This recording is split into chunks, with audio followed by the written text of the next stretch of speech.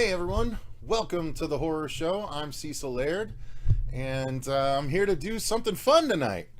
So yeah, I'm gonna let some people filter in while we get ready here, while I get ready, and let me just start off by thanking the people already in the chat. Okay. Hey everyone, there we go. Turn that off so you guys can't hear me double.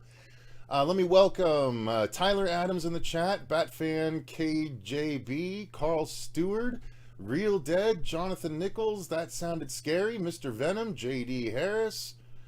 Let's see, who else we got? Does that cover everyone? We had Gregory Heilman in there, and then Think Like a Director Productions, and Eddie D.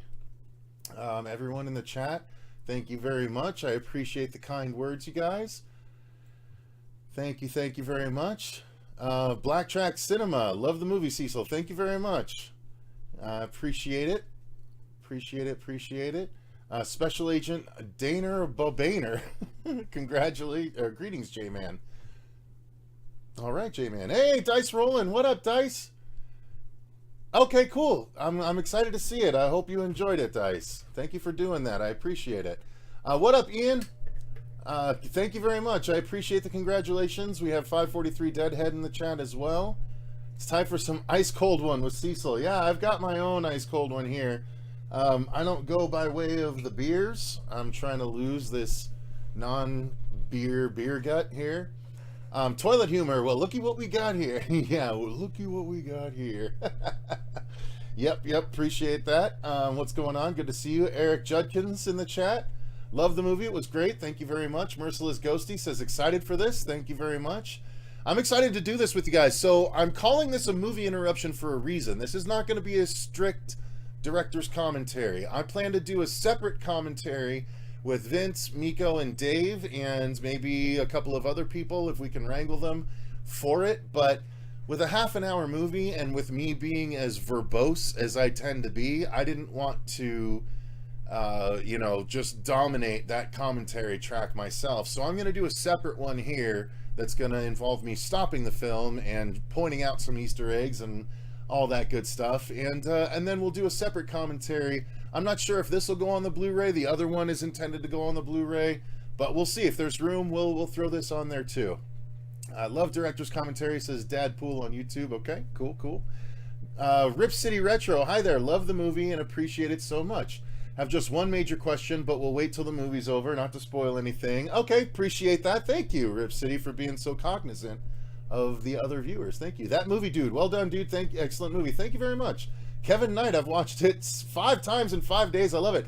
I love you guys. Thank you so much. Yeah, we got age restricted about 2 days ago, which is why the views have slowed down dramatically. But man, I appreciate everyone continuing to check it out. We greatly appreciate that. Can't wait for Heather and Dylan's New Nightmare.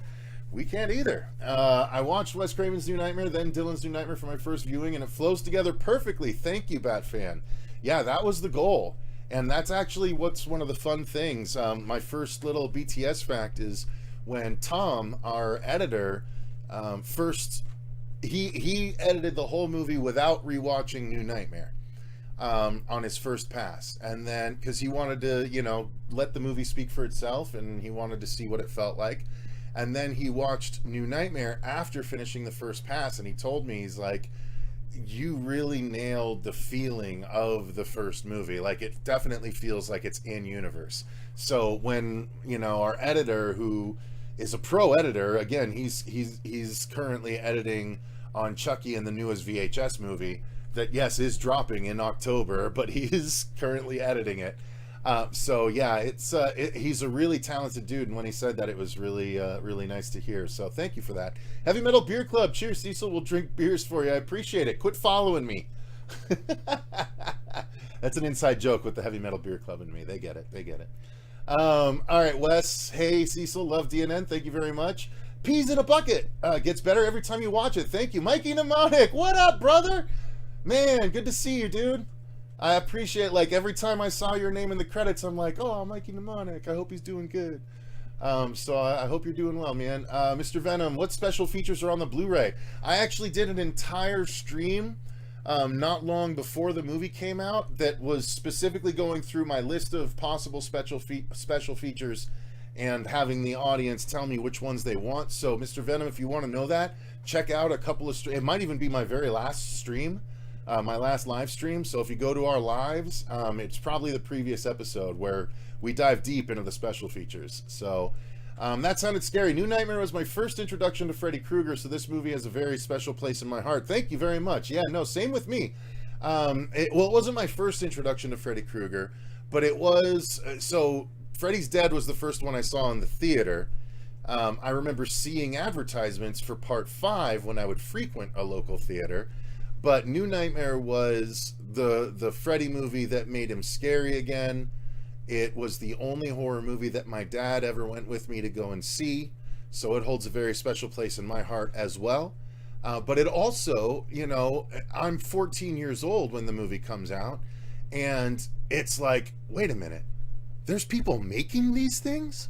Because it's all behind the scenes, right? The whole first section of the movie is the dream sequence taking place on a film set, right? Hello, Dylan's New Nightmare, right? Okay, so there's a lot we can talk about, and I'm excited to talk about it with you guys. How long is the film on Blu-ray? It'll be the same length on Blu-ray. It'll be 34.53, I think, is what it comes out to. 28 minutes without credits, 34 or something with credits. I'm good, man. Watched DNN twice now and loving it. Looking forward to future projects. Thank you, Mikey. Yeah, no, that's the plan. So yeah, I'll answer that right up front. Everyone's wondering if there's going to be a sequel. It depends on if we can crowdfund what we want to do. I'll be honest with you guys. The trek to making this first one, because it took so long because of the COVID delay, it really kind of soured me on the idea of doing like 4 more separate installments.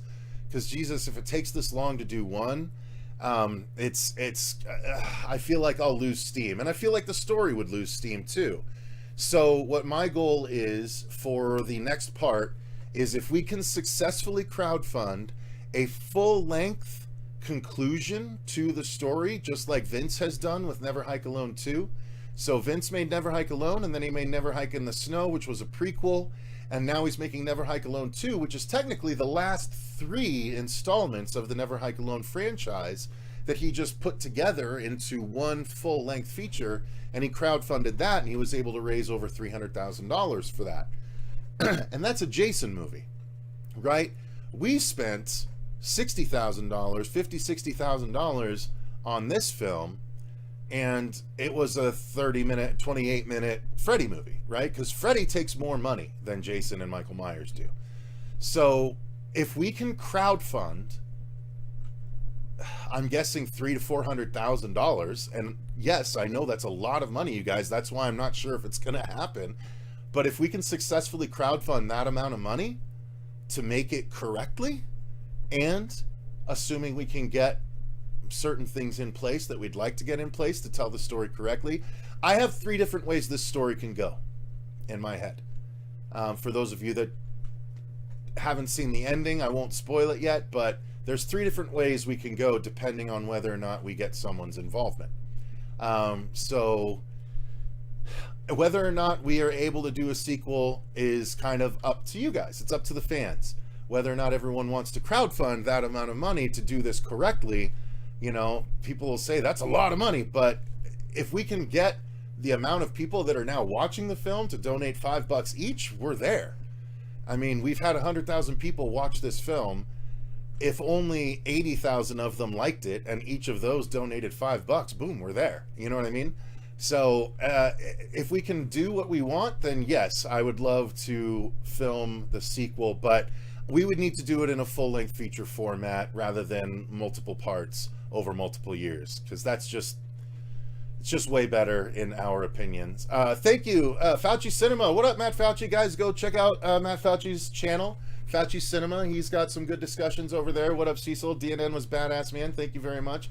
Toronto Freddy, I'll donate 100%.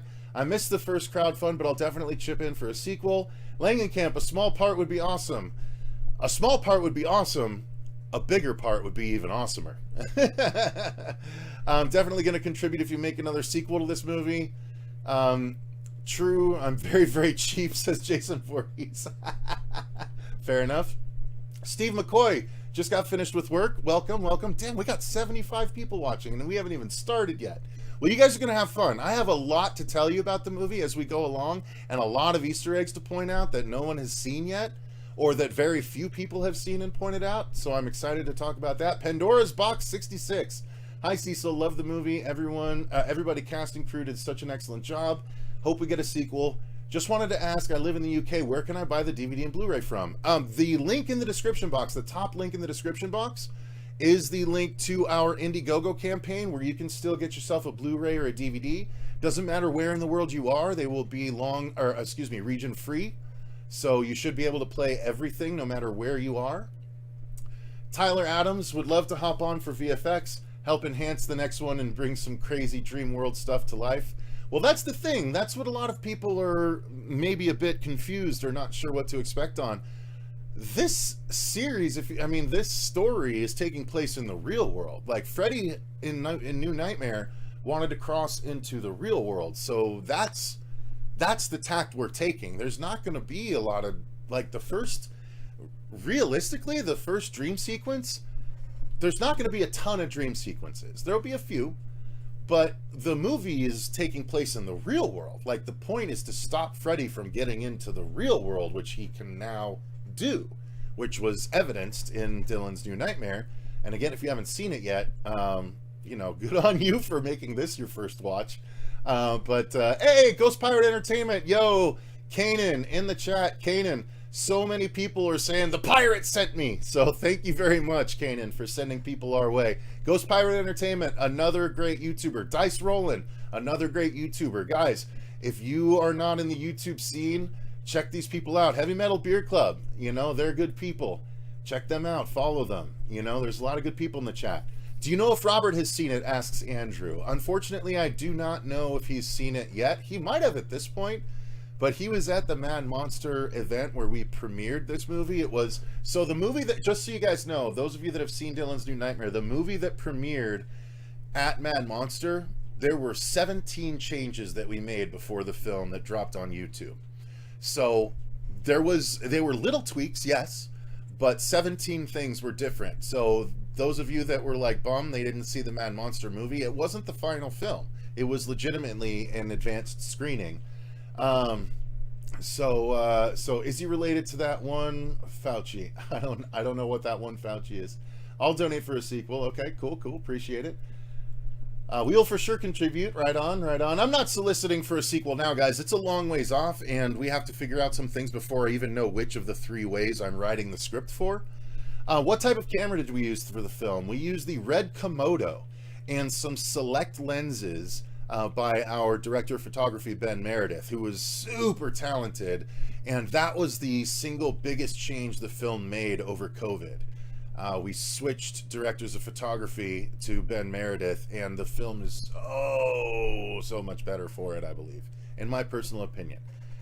This is not talking crap about anyone. I just think it was a wise decision for everyone across the board, and it made for a much stronger product ultimately. Wes, that's the question I answered. Darnell, awesome, love the film, thank you. Jason, hats off to the entire crew, appreciate it. Mental Gains, awesome job, thank you. Freddy versus Victor Crowley movie would be cool. You never know. The digital codes I'm going to be sending out in September. There's a couple of spelling mistakes and things like that I need to correct on the film for the credits, that I want to make sure I do that before the digital copies go out. So we're going to be doing that. That sounded scary before that happens. Toronto Freddy slash that Freddy's going to get you. Eliza, I think it's Elisa maybe. Carnahan, the $5 person who enjoyed DNN isn't much, y'all. The $5 a person who enjoyed DNN isn't much, y'all. We got to pull together and make this happen, and maybe $10 a person so Cecil could get paid for his phenomenal work. I can't get paid for this work.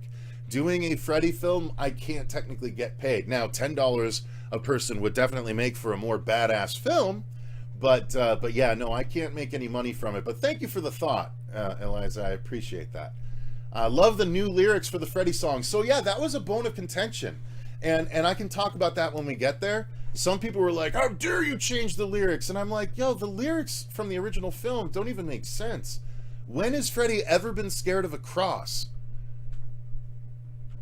Grab your crucifix. Why? Is Freddy suddenly scared of God? No, his mom was a nun, sure, and he's the bastard son of 100 maniacs, but where does the crucifix ever... There's no point in the crucifix line, so I snipped that. I like my... Beware his tricks. 5, 6, beware his tricks. I think that makes a ton more sense. That's what was in our teaser trailer. Obviously, when Freddy is attacking himself, he's not going to say, beware his tricks. He's going to say, I'm going to get my kicks. So that's why he said what he said. So there you go. These are the fun nuggets that you guys are going to hear throughout this. New Nightmare, what's going on, guys? Congrats, Cecil, on an amazing premiere. Thank you, New Nightmare, in the film. He actually has a line in the film, which, by the way, for those of you that might be curious, I don't know that anyone watching right now would have need of this necessarily, but I am 1/3 of the way through doing the official closed caption, the English subtitles for it with the actual dialogue for the film, because YouTube screwed that up royally. So yeah, I'm that should be done in the next day or two, and then people can start to translate it into other languages, because we've had requests for French, German, Spanish, I think 1 or 2 other languages as well, which is really exciting. I'm really glad that people across the world want to understand all the nuances. That's great. 1980 Nicoletta. Hi, Cecil. Can't wait to watch this for the 20th time. And here's some commentary. You guys outdid yourselves. Thank you very much. I appreciate that. I actually just got done watching CP's reaction to DNN. Yeah, that's a weird thing, Jason. I'll be honest with you. CP and I were like good friends for a number of years. And then we grew apart over the last year. At least that's the easiest way I can put it. And like his reaction to DNN was like, everyone did good except Cecil. That's that's essentially the way it boils down. It's like everyone that's already proven themselves did good, aka Cecil didn't do good. So it's kind of funny. Like, it's a little, you know, whatever. But I'm not going to talk shit. I wish CP nothing but the best, you know. It is what it is. He didn't enjoy the movie, and not everyone's going to enjoy the movie. He didn't enjoy my particular parts of the movie, aka the writing and or the overseeing of the entire thing, because I think he forgets that part of it. Because the stuff that he was praising is stuff that I ultimately approved, like, you know, as the director. But, you know, it is what it is. It's cool. It's cool. Everyone, we had our number of negative comments, but the reason I can let it roll off the back is because so many of you guys have been so complimentary, and I can't tell you how awesome it's been as the writer and director. Dude, I'm taking arrows as the writer here and there, you know. Didn't like the writing was cheesy, this line was cheesy, this part was cheesy. Fine, I'll take those hits, because the vast majority of people, and I'm talking vast majority of people, have really enjoyed the film, and it's so gratifying and so awesome to see. And I thank each and every one of you guys, whether you like the movie or not. I thank you for watching it and giving it a try. It's just been amazing to see. It's what's really gratifying as the director is seeing everyone else involved with the project being so excited for the reception, right? 100,000 views in 5 days, that's incredible. A 98% like to dislike ratio, still, that holds to this day, is incredible. Over 1,200 positive comments and like 50 to 100 negatives, maybe. Like, that's the ratio. And like, it's even probably less than that negative wise. It's so great to see. It's so gratifying, and we're excited to do more for you guys. It's just a matter of being realistic in what we're able to raise. So thank you all very much. It's been super awesome to watch happen. Have you talked to Heather about being in a possible sequel? Not yet. I will be honest with you there. Not yet. MAGA Cat in the chat. What's up? Good to see you. Cross killed him in 3. Cross didn't kill him in 3. The holy water kind of did, but it didn't hold. Like, that's what I'm saying. It wasn't really the...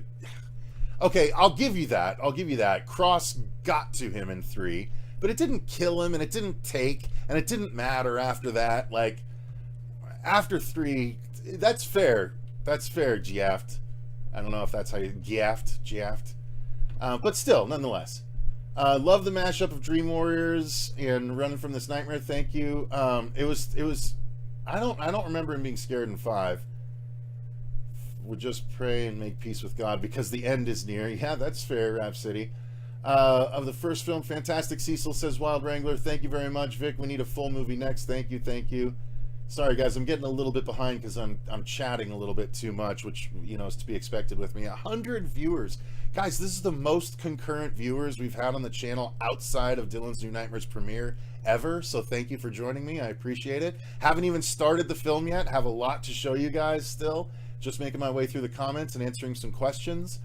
According to one individual in the comment section, someone who enjoys the film are all yes men. I saw that too. I resisted the urge to say yes men and women, but then I feel like I'm exclusionary nowadays, so I let it be. Like, yes men and women and everyone. There's a lot of people that are yesing the movie. Still totally get what you're saying, says Ryan Andrew Allen. Okay, cool. I appreciate that. Yeah, no, I get it. I appreciate you getting it. Or that sounds so shitty. I appreciate you understanding my point of view. Thank you.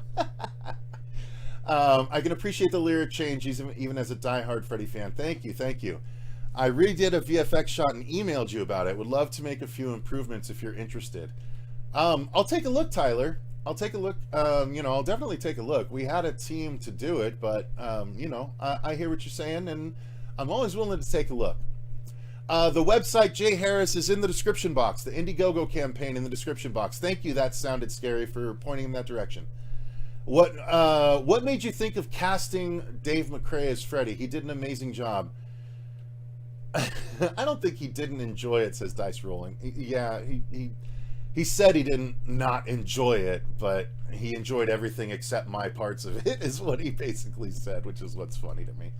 Casting Dave as Freddy is just, I think casting someone that's a professional voice actor to be Freddy, that's demonstrated that he can do a Freddy voice, was a smart decision. And the fact that he had done somewhat limited movement tests on his channel previously, he did a couple of Michael Myers short films, like he knows what he's doing on camera. So that made me think of him. Originally, we had cast just a cosplayer. And that's not to belittle cosplayers, but it's not an actor, right? It probably, definitely, for suredly wouldn't have been the same product if we had stayed with that gentleman. Nice enough guy, but his heart wasn't in it, and we needed someone whose heart would be in it. And for sure, yeah, Special Agent Daner, yeah. But anyway, yeah, he showed everyone just why he's a good Freddy, and I'm so excited that many people agreed. Let's see here. He's usually critical of fan films, but it's always truthful. Yeah, I suppose that's true. My only complaint was that it was too short. Ellie Cat, we've heard that so much, and you know what? Ultimately, we take that as a compliment because it just means that you guys just wanted more.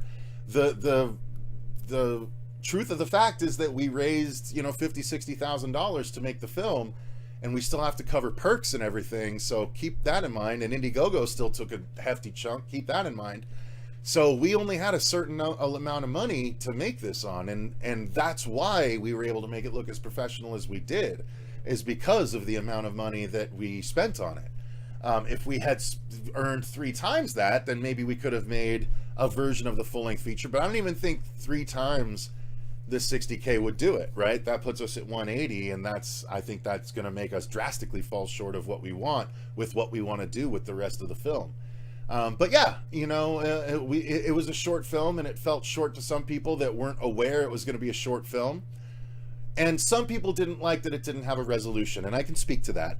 Dave McCrae dealt with the same thing on It's Me, Billy Part 1, because it ends in a cliffhanger, and ours ends in a cliffhanger, and so they don't feel like there was a resolution. They wanted a confrontation between Freddy and Dylan, and keep in mind, Freddy's only able to come out when Dylan's asleep, and then someone was like, why didn't he just kill Dylan? It's like, well, Dylan's his gateway. Why would he kill Dylan? Then his gateway's gone. So yeah, there's technically getting a confrontation between Freddy and Dylan, as we've established, is not going to be the easiest thing to do outside of dream sequences. So, have faith in the writing. I have a plan for it all, but keep that in mind. Dylan's the gateway. So there's not a lot of ground outside of dream worlds that they can have that confrontation. Let's see here. Heavy Metal Beer Club, they'll always be negative people. To heck with them. They have no taste. You know, everyone's got their... I'm not going to say they don't have taste, but they don't have our taste. Let's see here. Yeah. Everyone's on board with the Part 3 crucifix stuff, but ultimately that was it, and it didn't hold, so it doesn't need to be there. I'll be watching the movie for the first time tomorrow. Congratulations, Cecil. I'll be sure to let you know how I felt about the film. Thank you, Special Agent. Appreciate that. Cinematography in this film is spectacular, Hollywood-style filming. I appreciate it. Yeah, Ben Meredith, talented dude. Austin Crease, after watching DNN 5 times, it makes me want to go back and give New Nightmare another chance. It's always been one of my least favorites in the franchise. Please do. If you've watched DNN 5 times, absolutely rewatch New Nightmare. Then rewatch Dylan's New Nightmare again, and you'll see all the other stuff that we added in. God damn, 112 people. Thank you guys so much for showing up. I haven't even started the movie yet. This is insane. I really appreciate it. Y'all gonna make me cry. God damn, this is awesome. All right, are you considering other legacy characters like Lisa Wilcox? So here's the thing regarding legacy characters. Again, we're in our universe. So if we use the legacy characters, it will be legacy actors, not the legacy characters per se. Oh, geez, I just got a really nice thank you email from someone involved in the production.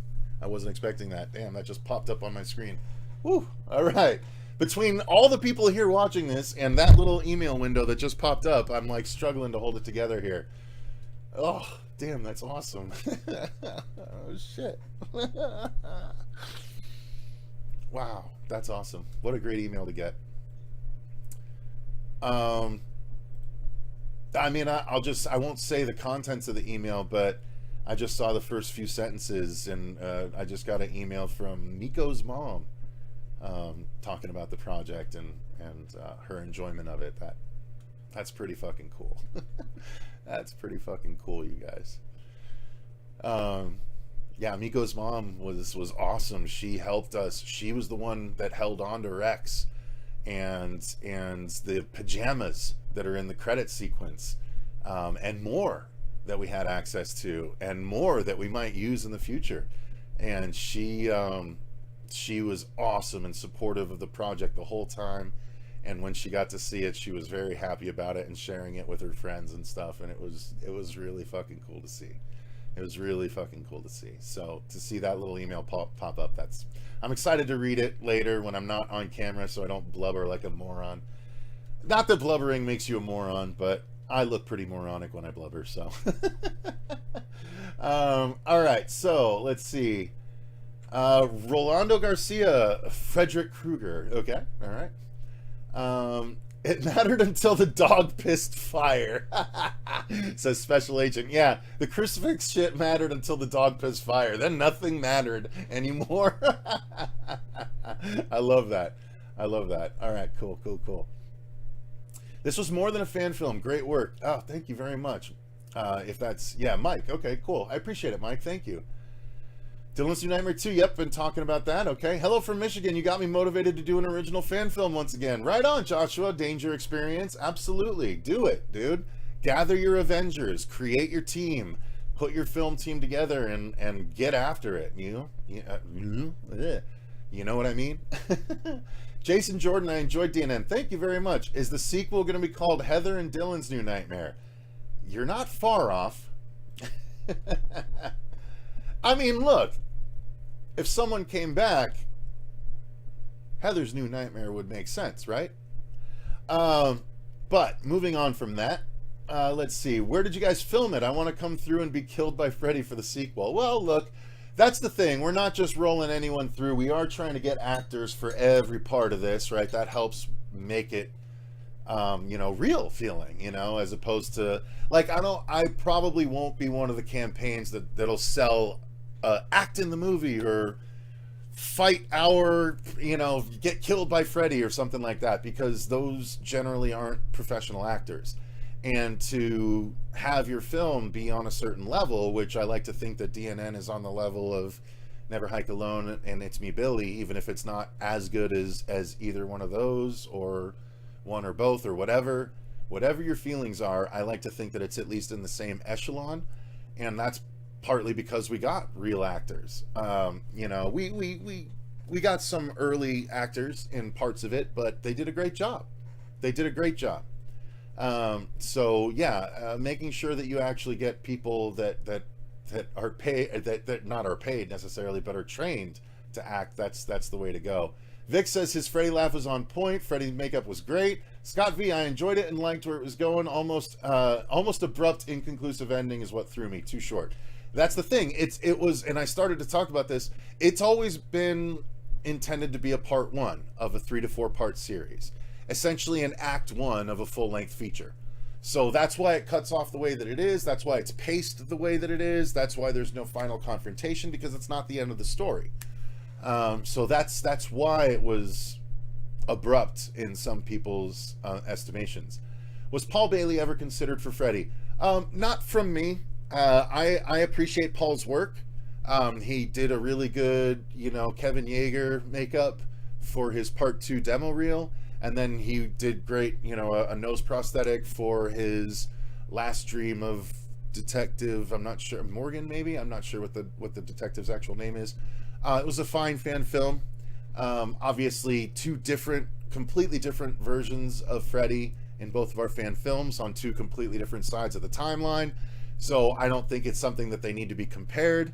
But yeah, I always had faith in Dave McCrae. I didn't really need to go to thinking about anyone else when I decided on Dave, to be honest with you.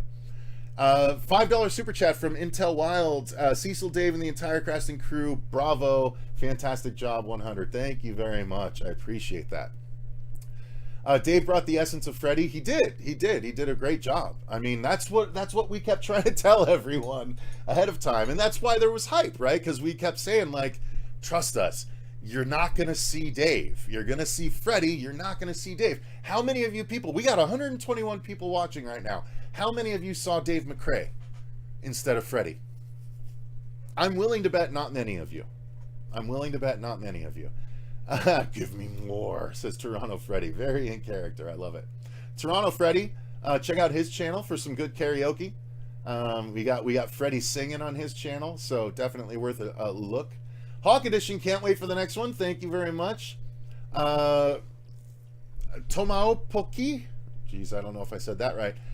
Yeah, the ending caught me off guard, had me wanting for it to go on. Well, I mean, again, that's good. That's a good thing, ultimately. Jerks Productions in the chat. Didn't mean to skip over you, sir. Good to see you. Have you read Marvel's Sleepwalker series? Definitely on the same level. I have not. I have not even heard of it, actually. But sounds cool if it's along my lines. Let's see. Packed 2 hours of entertainment into 30 minutes. Thank you. That's really sweet. I feel like we should get to the movie here pretty soon, guys. So forgive me. I'm going to try and blast through these now. This one is uniquely special and high caliber. It deserves a continuation. Thank you very much, Tyler. I appreciate that. And I appreciate you willing to help with the effects in the capacity that you are. So thank you. Troy Gardner, Dylan's dream power feels like if Jacob Johnson was used for the sequels. Very cool. Yeah, I mean, Dylan has been in a unique position to be up against Freddy before. And when you guys start to see how the story rolls out, you'll understand. Hawk Edition, don't cry on camera. Don't cry on camera for free. God damn, I'm behind. Oh my God. Cry on camera, that was like 10 minutes ago. I feel like the chair killing was bad. I was expecting more stuff. Okay, Savannah, I appreciate the honesty. You've been a long-time supporter. I appreciate the honesty. So a lot of people are upset that she wasn't like screaming her head off, the psychiatrist, during that kill. Oop, and I guess we're ruining it for some people that haven't seen it yet. But in my opinion, she's in shock. Just like when people are grievously injured suddenly, they go into shock, and they don't necessarily scream their heads off. Surfers that lose a limb from a shark, they don't scream their heads off necessarily. They'll say they go into shock. And that's exactly what's happened. She's going into shock. She's barely processing what's going on as she's fading from this world's existence. That's the way I looked at it. So she's in shock, and so she's not, and by the way, if she screams her head off, then we have to pace it, where Freddy's just like there waiting, like, you gonna stop screaming anytime here? Freddy's got some lines to deliver. You know what I mean? Like, the pacing wouldn't have, like, yeah, I could have added another scream. She screams loud, you know, she screams. We slow it down even. You know, she screams, but she's in shock. She's in shock. All right, so let's see. Cecil, you did an amazing job as leader. Top kudos to you. Thank you very much. I appreciate that. Cecilverse. Yeah, dude, I'll take a Cecilverse, a Cecil horrorverse. Wes Craven's New Nightmares Killer. It blows me away that you chose that to continue and knocked it out of the park. Be proud. Thank you, Tyler. Dave Squatcheroni. What an amazing film. It left me wanting more. Great job. Thank you. Christopher Hamlin, you nailed it. Appreciate it. Appreciate it. Mike was so good. Mike. Oh, Miko. I'm sure you mean Miko. Yeah, Miko was awesome. Yeah, thank you, Miko's mom. Exactly. Yeah, Miko is so good in the movie, you guys. We were saying that too. I was like, Miko's gonna surprise you guys. Miko's gonna shock everyone at how good he is at acting still after 20 years of not doing it. Oh, expecting more kills, but it's okay. All right, yeah, Savannah. Sorry, yeah. But you know, it gave me a chance to address the other complaints. One of the best parts of the movie was how cool the guys are that made it. Thank you. Your love of the genre really came through, and it's been really neat watching you guys present your masterpiece. Thank you very much. I appreciate that. Miko's super cool. I met him at Georgia Pop and HorrorCon recently. My town actually got something cool. Yeah, Super Tenor. Absolutely. That Freddy was awesome. Was Paul. Okay, I answered the Paul Bailey thing. All right. Cecil just gave me the gooey bumps. The goosey bumps. Okay. Gooey bumps too. I like that too. Can we get a title reveal for this? I kind of mentioned it briefly, if it works out that way. I thought Dave McCrae laughed too much, but he nailed it. That's fair. That's a fair critique. In retrospect, having that pointed out, we were like, yeah, they might be right. There might be one. I know exactly one of the laughs I would take out, and I think I know one of the other ones I would take out as well. I don't know. Do you guys want me to take them out for the Blu-ray? Do you want me to make that much of a change? Do you want me to lose a couple of the laughs to bring them down? Or do you want me to keep it the same as it is on YouTube? I mean, what do you, how far do we go for this Blu-ray release? You know what I mean? Get it over to Dead Meat, says Andrew. They can do independent films for a kill count. They did Never Hike Alone and Never Hike in the Snow and brought it a ton of attention. We'd love to. I think we may have a way into Dead Meat. I don't know how receptive he will be. I love Dead Meat and his channel. But we'll see. We'll see. DNN Freddy versus Never Hike Alone Jason. Well, just because you mentioned that, I will mention that again. In the description box, we have a link to the Indiegogo campaign where you can get yourself a Neo Freddy versus Ghost Jason signed picture or unsigned, either way. But we have a photo of our Freddy versus Jason versus Ghost Jason. So definitely check it out if you haven't yet. All right, Kevin Dustin. We had Rolando Garcia in the chat. Kevin Dustin. Dave McCrae should be the new Freddy in a studio film. He's that good. I agree. He is that good. Of course, I'd love to be involved in the studio film as well. Terry, I gotta admit, the actor playing Freddy did a really good job. Thank you. Yeah, the ending definitely felt sudden. Dice is being sweet. the ending felt sudden. Paul Bailey did a great job, but different projects. Exactly. I'm sorry, I can't say to watch. I have to go to work. All right, well, thank you, Kristopher. You're probably gone by now already, but I appreciate that because I'm a little behind. All right, jerks. Did Adam Green see or say anything about the Hatchet bit? Not yet. I did tweet at him about it, but we didn't hear anything back. But that's a funny ongoing joke that we have as well, depending on how the story goes. It's not the same level as Never Hike Alone and It's Me Billy. It's pushing those and all future fan films to a new level. Appreciate it, Steve. I did not see Dave. Good. Yeah, I felt that. I can't see Dave in that performance.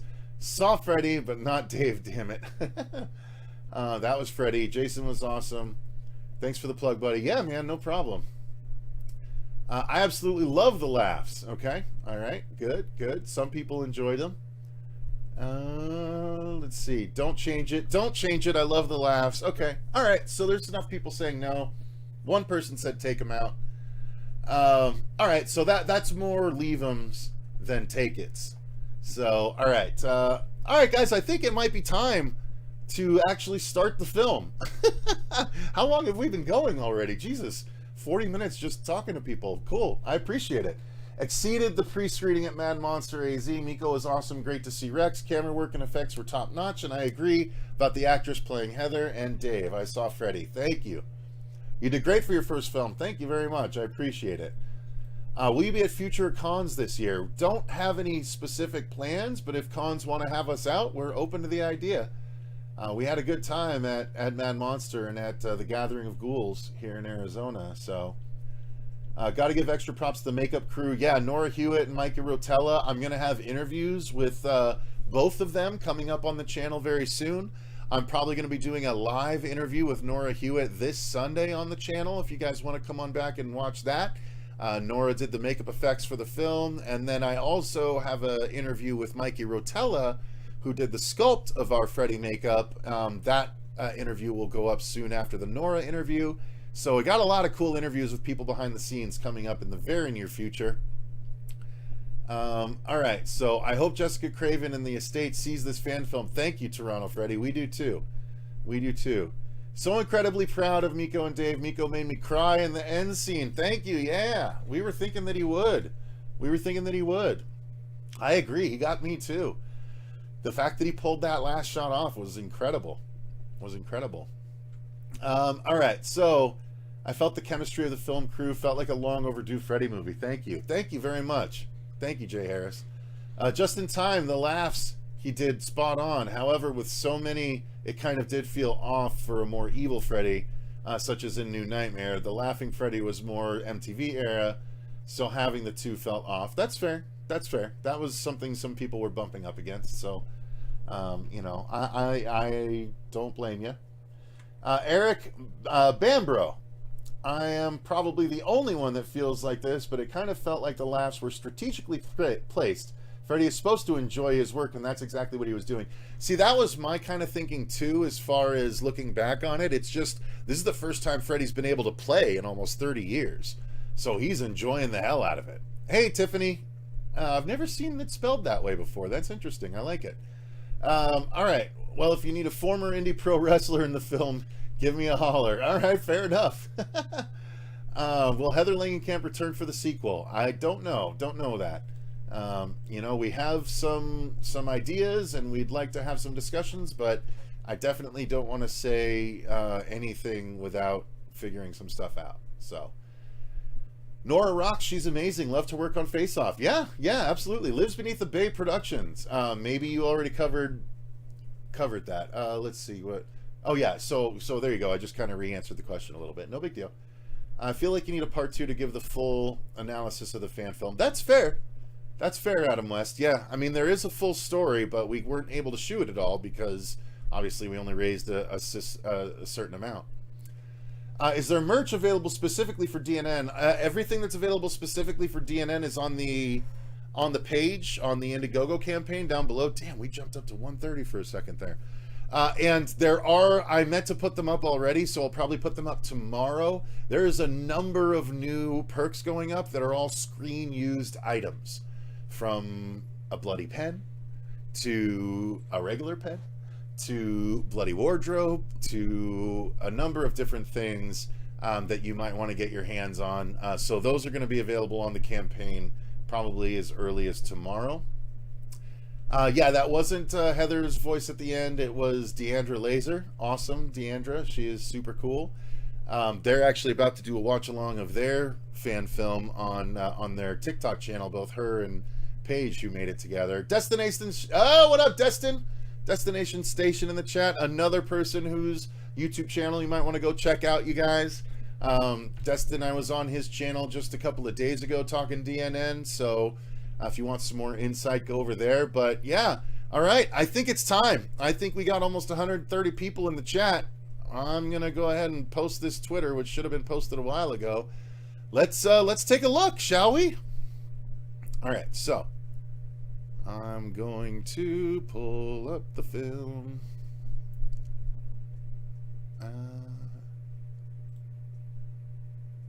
I think I'll just pull it up on YouTube. Honestly, it'll load faster than if I try and pull it up on my home system here. Yes, oh, I got a drink here. All my ice has melted because I've been so busy talking to you guys. All right. Okay. Pulling it up. Pulling it up.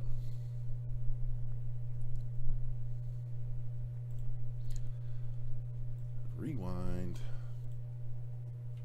All right, so I'm going to need you guys to tell me how my audio is versus the movie as I play it. So, if the audio is too low, let me know.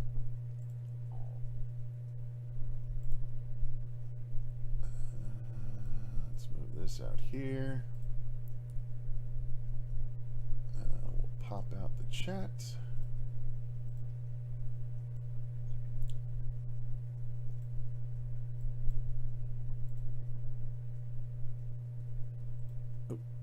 Don't need to do that. Oh wait, no, I can't pop out the chat because then you guys will see it in your window. All right, let's pop up the window. Bam. And I will pull the comments up on my phone.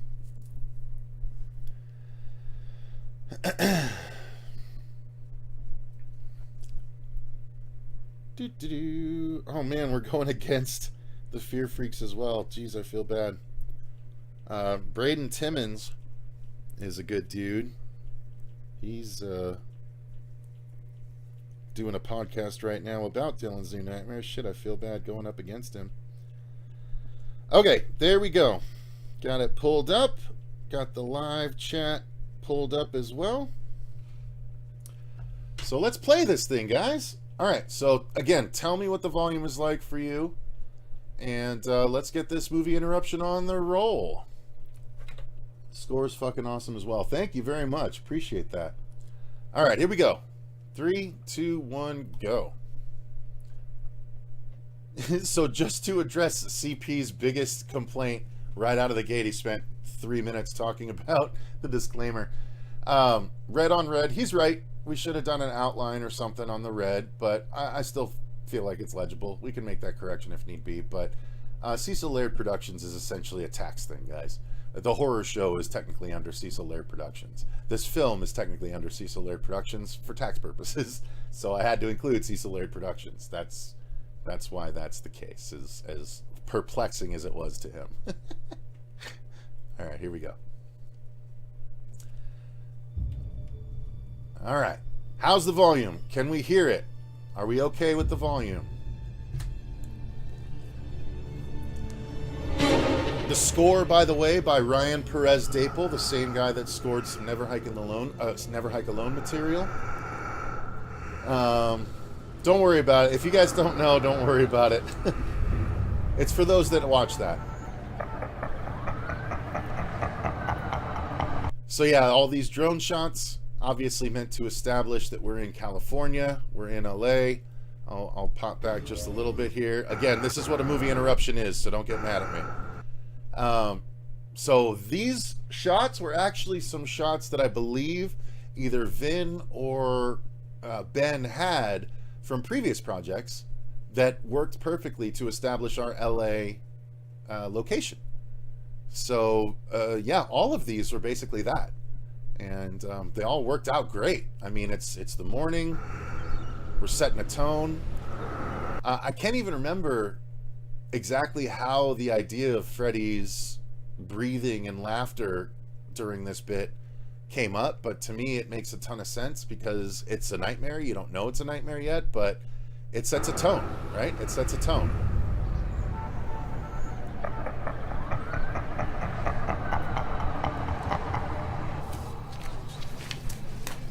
All right, so again, this is a movie interruption, so forgive me. Those of you that know the Horror Show channel will recognize Jaime and Fuego on the right and Robert the Wolfman on the left, right here at the very beginning of the film. So 2 members of the Horror Show channel got to cameo at the very beginning. The gentleman standing that delivers the line, well, let's just go down the line. So the bearded gentleman in the gray to the left is a friend of mine. He runs the Blue Ribbon Army, or helps to run the Blue Ribbon Army here locally in Phoenix, which is a geek-related group of people that just get to hang out and do geek-related stuff and Comic-Cons and things like that. Matt, he's an amazing dude. Knightley on the right there, he got to join in on the acting and even got a line because of the gentleman walking down the hallway delivering the first line of the movie.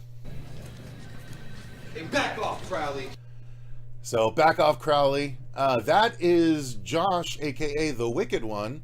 He is the one that does the song in the above the line credits, the rap song, the rap rock song, I should call it, Over the Pajamas. This is the guy that performs it right here in the middle of the screen. Again, fun little bit of trivia for you guys. And Knightley here was an amazing contributor to the film, and we got him a role, and because Josh confronted him, he ended up getting a couple of lines when he says, "Jesus, what the fuck?" I'm here to put you to rest for good. And then here on the left we have Kevin Phipps and Mahalo. So Kevin Phipps, the gentleman in the glasses here on the left that's about to deliver his line, here we go. Who even writes this shit? He is actually an acting coach, and he also made a film this year called Dr. Seville's Horror Show. It's an independent film that's been making the rounds across a few film festivals, and it's actually available on Prime and free on Tubi right now. So go check out Dr. Seville's Horror Show. That's this gentleman in the glasses' film. It's a really great little independent horror film. Now, Mahalo right next to him, looking at him right now, this is the guy that did the arrangement and the music for Running from This Dream Warrior and Another Nightmare in the closing credits. So this is the dude that created the song. Fuego did the lyrical arrangement for the songs, and Mahalo did the musical arrangement for the songs. So this is the dude that created Running for This Dream Warrior right here next to the guy on glasses. On the right side, this is my friend James, who is also a contributor to the film. He was actually a producer on the film, who also happened to be our boom operator. Since Miko had a beard, we just ended up getting a bunch of people that had beards.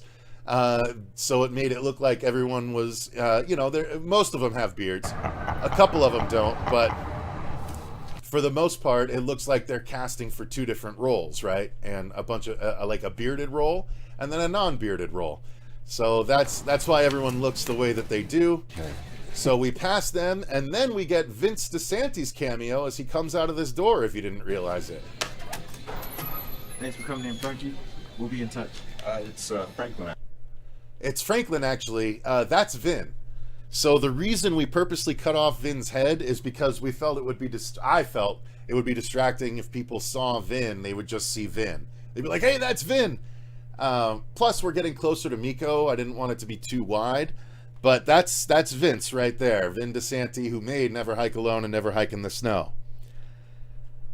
All right, so Beard Bros. Hey, Mordhouse in the chat. What's going on? Oh, you're here just in time to see me talk about you. Josh also is doing the behind the scenes. I forgot to mention that. So the dude that did the song that was the first line in the movie, he also did the behind the scenes special that's going to be coming up pretty soon.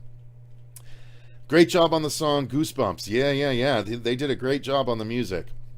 All right, so here we go. Continuing on.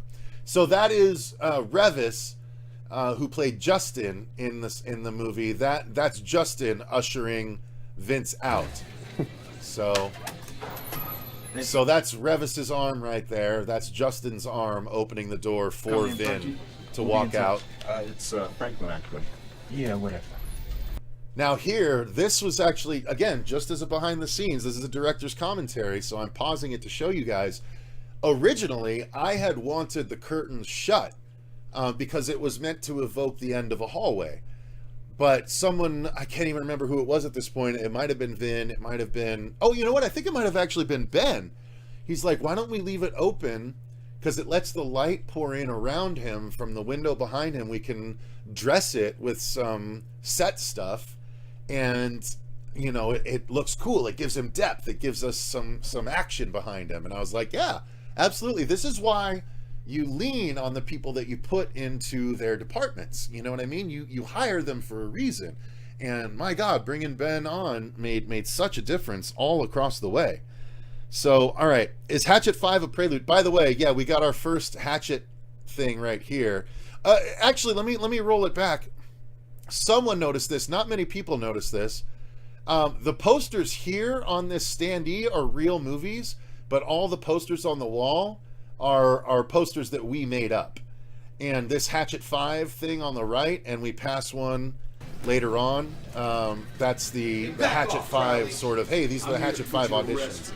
But you can see this is our Warhol Sweet painting on the left side here, for our first fan film called Sweet. Who even writes this shit now? All right, anyway, here we go. Dylan Porter, you're up next. Okay, so we got the match cut to inside, which is basically a giant sound stage that they're doing auditions at. Now, some people might be wondering, why is it a giant sound stage? Hey, my name's Dylan Porter. I'm repped by the Risher agency. Hold on.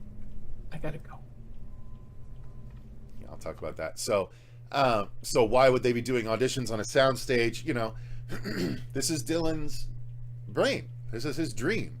It's his brain putting things together, right? His audition experiences with his on-set experiences, and it's mashing it together in his brain. So that's why it takes place. Now, this is one of the first Easter eggs of the film right here.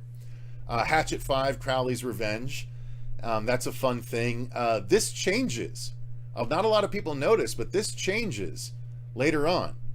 And while there's just random wardrobe on the left side here, by the way, if you notice, these are part of the Easter eggs. On the left side of Revis here, who plays Justin, that's the Ghost Jason costume hanging right next to him with the tattered green jacket. So that's Ghost Jason hanging right next to him. And on the right side, all of this wardrobe on the right side is stuff that's been worn in different horror show skits along the way.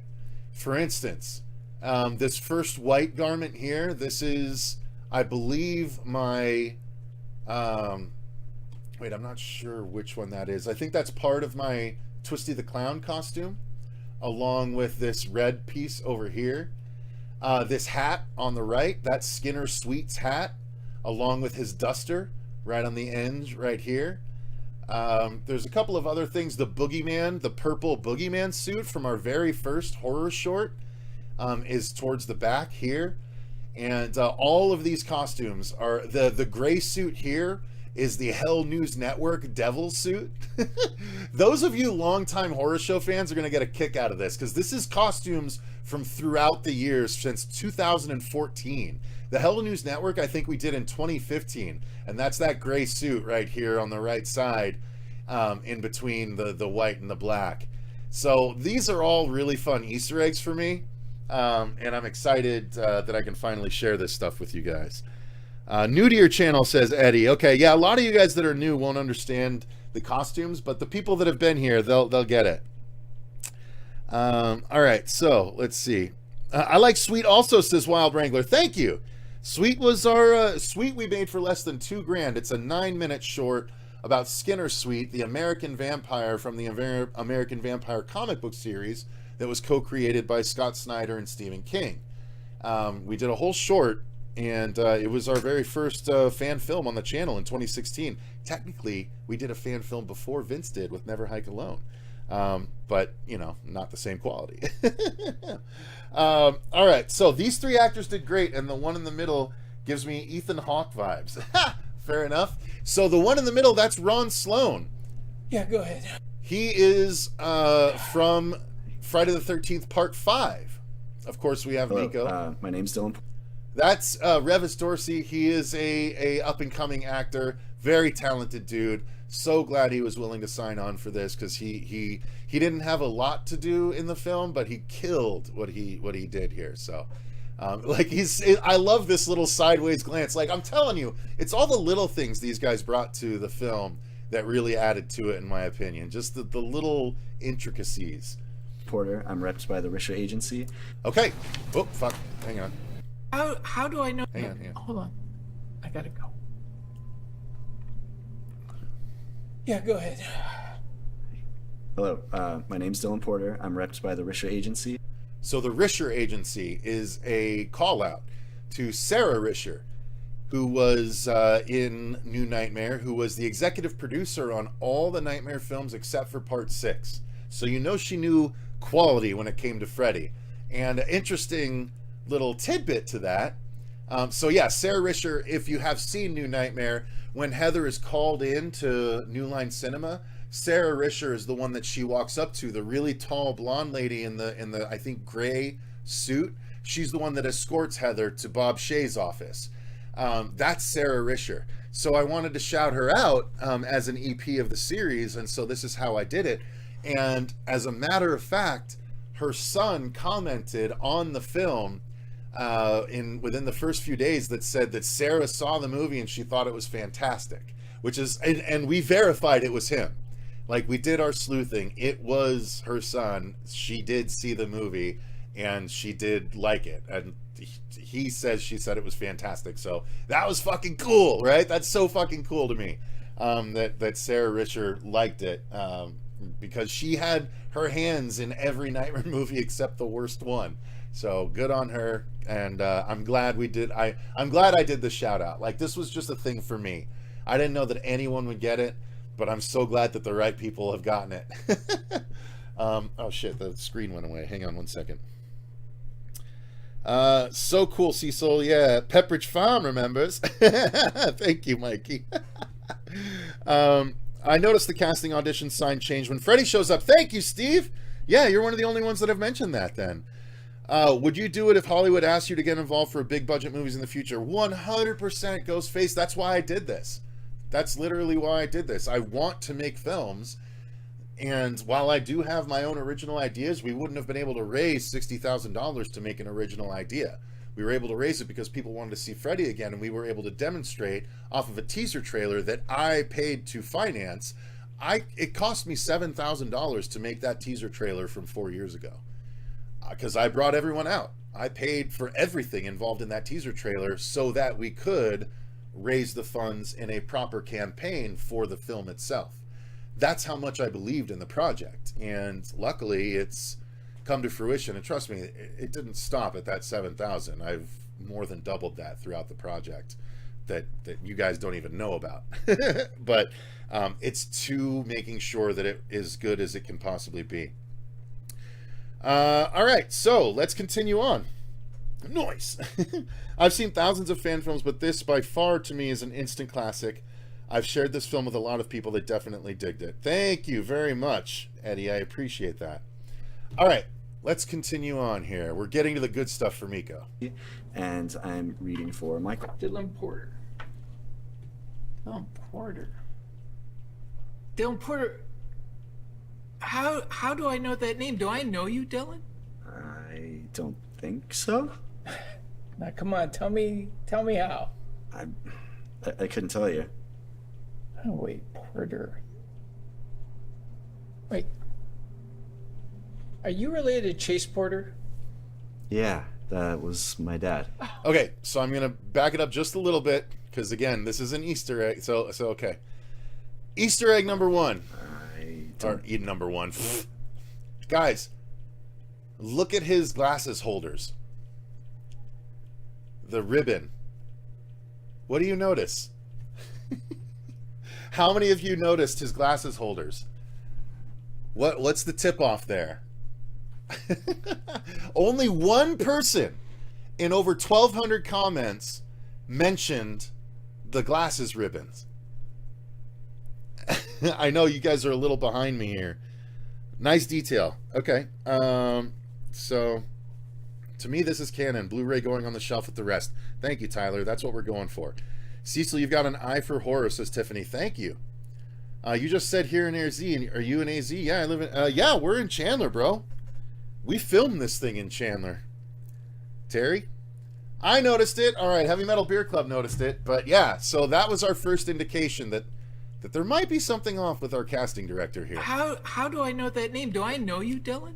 I don't think so. Now, come on, tell me how. I couldn't tell you. So this shot as extraneous as it seems, these are all of the contributors that were the Be in the Movie perk. I told them we would put their picture in the film, so they are the other people that they're considering for Dylan's role. Now, I didn't get to pick the pictures that they sent. Some people chose some interesting pictures to send, but you work with what you got, you work with what you got. So, yeah, that's what these gentlemen are. Ironically enough, Nico Mancini here in the middle ended up being local, and I met him at Mad Monster last year in person, and he ended up coming and being our script supervisor and continuity person for the film. So he actually got a much bigger role than just this, which he paid to do to support the film. But yeah, these 5 guys were our contributors for the Be in the Movie perk. Wait, are you related to Chase Porter? So Chase Porter, of course, being Chase, Heather's husband from the first movie, who we know was clawed by Freddy. Yeah, that was my dad. Oh, man. Your dad and I worked back together on Chainsaw 3. Well, you were just like a little dude.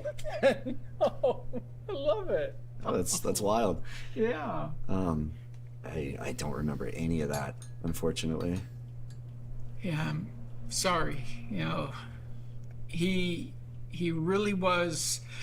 Okay, this is another Easter egg that it's not easy to explain. So, because I guess I wasn't as aware of what the aspect ratio was going to be on set when we filmed this. There's a lot more to the picture, and you can see that Ron's hand is like this. He specifically did it. He's like, what if I put my hand over my chest like this, like over my heart? And I was like, yeah, do it and hide your thumb, and it'll be like Freddy's fingers, right? It'll be like the blades, and you're like, shame what happened to your dad, and it's the claws on the chest, because it's Freddy reminding him that, yeah, I fucking slashed your dad right down the chest. You can only see 2 fingers, so it doesn't get across, unfortunately, in the final cut, but that was the reason for him tapping his heart with all 4 fingers out like that, but no thumb. That was a direct reference to the fact he's going like, man, I killed your dad, just like that. So that's a fun thing. One of the good ones. He was one of the good ones. He was one of the good kills I had. That's what he's saying there. Like, when you really break the shit down, it's kind of fun. And forgive me for being enjoying my own writing. But hey, if I don't enjoy it, who's gonna? You know what I mean? Yeah. Unfortunate what happened to him. Yeah. Yeah, thanks. Of course, she's leaning over. This is Heather Langenkamp's son, too. That's right, you're Heather Langenkamp's kid too, aren't you? Yeah, yeah, I'd really rather not talk about all that, if that's okay. Oh. Yeah, someone, Troy just said, loved Sloan in 13 Fanboy. That's Ron Sloan right here. He was in 13 Fanboy. If you haven't seen that yet, check it out. Ron was great in that as well. Personally, I think Ron's a fantastic, fun actor. So, guys, welcome to the Movie Interruption if you're just joining. A lot of good information already, and we're only 2 minutes. We're 2 minutes and 44 seconds in, and I've already spent like a half hour on the film. Oh, see, this is legitimately why I'm doing this. Because if I do a commentary with Miko, Vin, and Dave, and maybe a couple of other people, I can't talk during it, or it'll be all me. So, like, that's why I'm doing it solo right now, if anyone's curious. Because I just talk so fucking much. And I'm aware of it, and I'm sorry. Alright, continuing on. Oh, yeah. Sorry. By the way, let's go back. Let's admire Ron's acting here. So he's, he's reminiscing, and he says, oh, man, I'm sorry about your dad. Brings up his mom, and then look at how he course corrects. Like, he's such a real one, dude. Aren't you? He's such a real one. Watch. Yeah, I'd really rather not talk about all that, if that's okay. Oh, yeah. Sorry. Oh, hi, son. Son, you shouldn't be in here right now. Mama doesn't want you on camera. Where's my tabby? I don't know where your tabby is. And downstairs? Yeah, it's probably downstairs. Here, come give me a hug. But let's hide your face. Come here. Come on. Come on. I hide your face.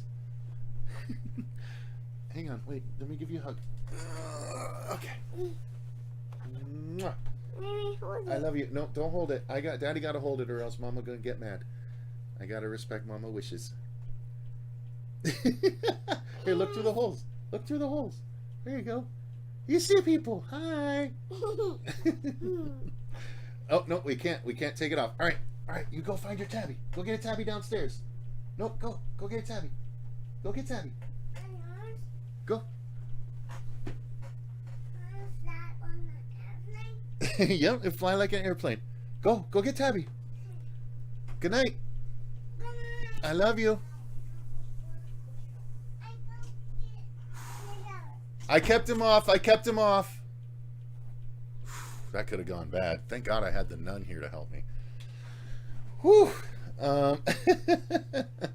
Child censorship. Yes, exactly. That's yeah, he is super sweet. That's my son. He's turning 3 in December. Sorry about that, but yeah, no, we're trying to not show his face on camera, so that's why I did that. All right, so let's see. Thank you very much. Yes, Mama is right. Yeah, no, 100%, Jenny. There's some horrible things I've seen on TikTok about people putting their kids on internet and everything. So, have to keep him shielded. But he's so fucking cute. I'm a little biased, but all right, let's continue on here. Guys, I'm having such a great time. I appreciate you being here with me. This is so much fun. We know YouTube hates children as is. Yeah, exactly. All right. So, all right, here we go. Moving on. Let's get on with the scene. Sorry, I cut into his acting again, so. Oh yeah. Sorry. Course correction. Correction.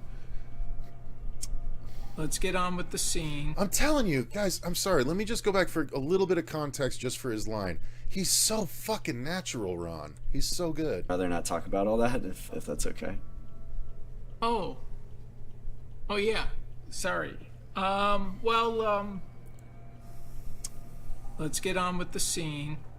And when you're ready, just give Justin a nod. Sure.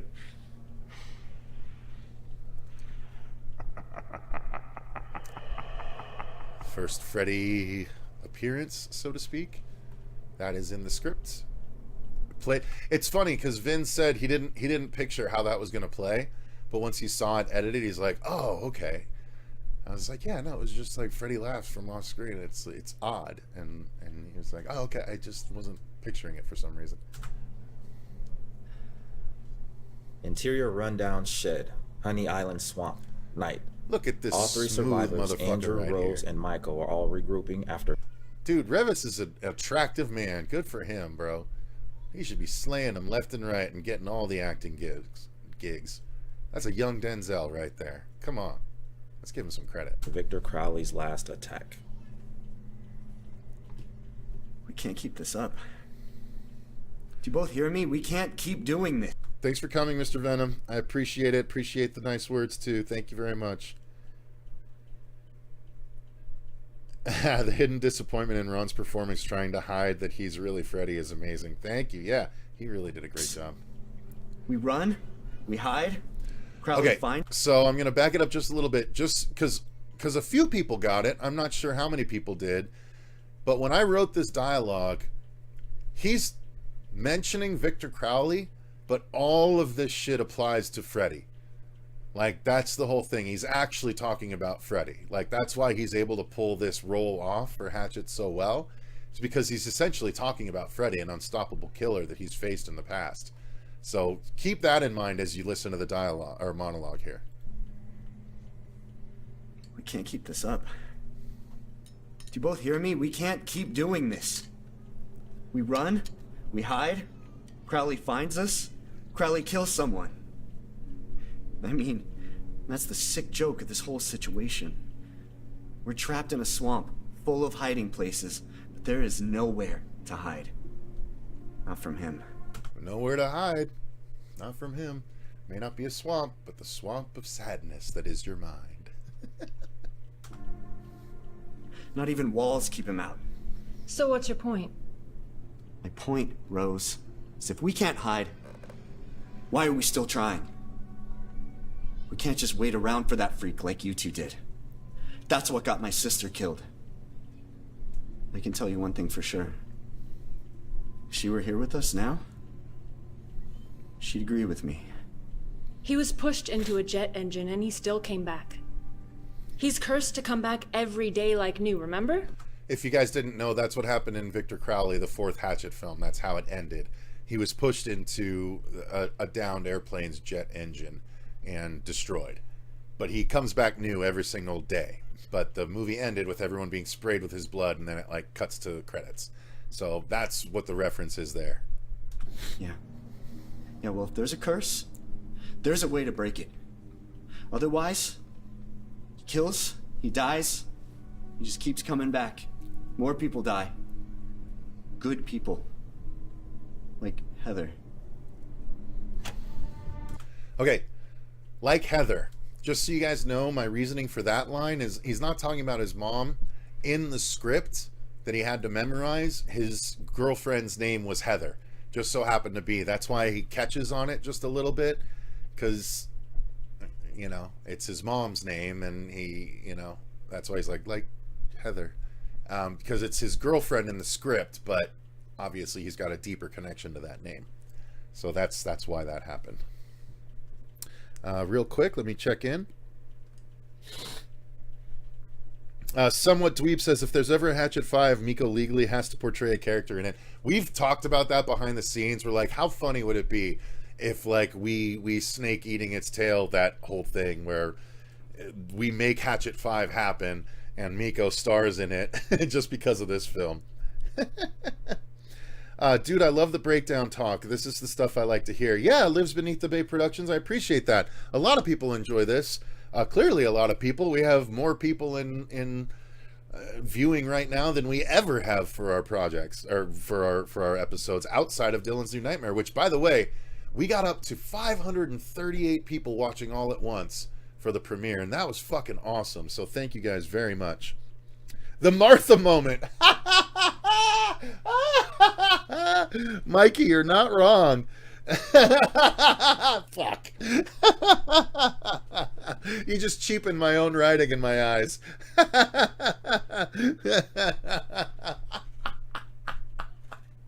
Fuck, that's really funny. God damn it. Oh, the Martha moment. Fuck you. Backstory on why you chose to go with the Hatchet sequel. Actually, that's a good question. I love the Hatchet franchise. I think it was a reinvigoration of the 80s slasher in the 2000s era that did it better than so many people tried to do it. I like people trying to revive the slashers. I love the Collector movies. I love the Laid to Rest movies. I cosplay as Chrome Skull. I have Chrome Skull's knife up there on the wall. Like, I love slashers that try and do it again. And Hatchet was the most successful. It was the most in-jokey with, you know, things going back to the old franchise. Shit, we got so many verses throughout the Hatchet franchise between Candyman versus Jason, Leatherface versus Jason, because obviously Jason being Victor Crowley, Kane Otter. Every person that he killed was another horror icon of some kind, so it was Jason versus this or Jason versus that. All through the Hatchet franchise. It's fan service all throughout, and I loved it, and I thought it would be appropriate to fan service the Hatchet franchise in my fan film. That's ultimately why I did it. Plus, think about it, you know, if Adam likes this, how cool would it be if it turns out that this is a nightmare, but what if he actually did get the part, and then in a portion of the next part of the story, he's on set, and like Freddy's fucking with him on set, but Adam's there, right? Maybe Adam likes it enough that he's like, yeah, I'll cameo. You know, who knows? Again, I just try and maintain a reasonable degree of unreasonability. that seems like it would be a fun scene to portray, even if it's just 1 or 2 shots that we have him for. And yeah, that's why I chose Hatchet, because you never know, right? You never fucking know. Let's see. Robert Englund in the beginning of the first Hatchet. Yeah, exactly. Couldn't agree more. Thanks for the explanation. Absolutely. Yeah. They're amazing, and Kane Hodder is absolutely my favorite Jason, an incredible gem of horror. Yeah. Hey, Cecil and everyone. Hey, Flet's Movies and Pop Culture. What up, Flet? Good to see ya. Welcome to the party. All right, let's move on.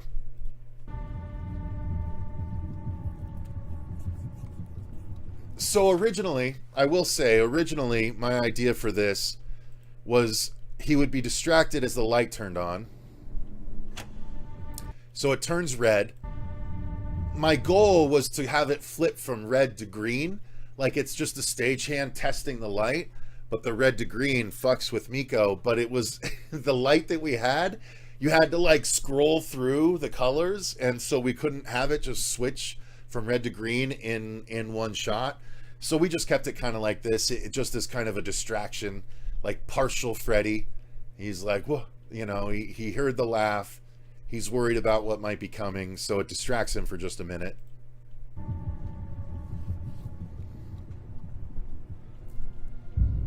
Well, I'm not gonna let that happen. Even if I have to do this by myself, I'm killing that murderer for good.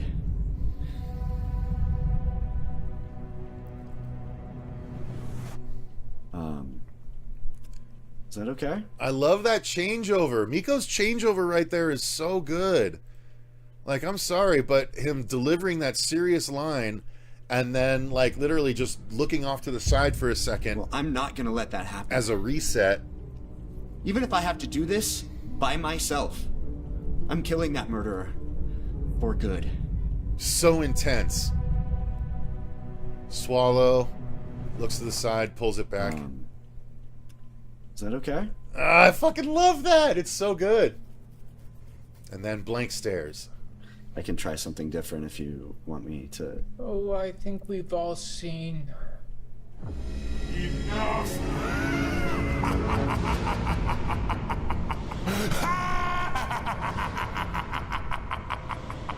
That was obviously the transition from Ron's voice to Dave's voice.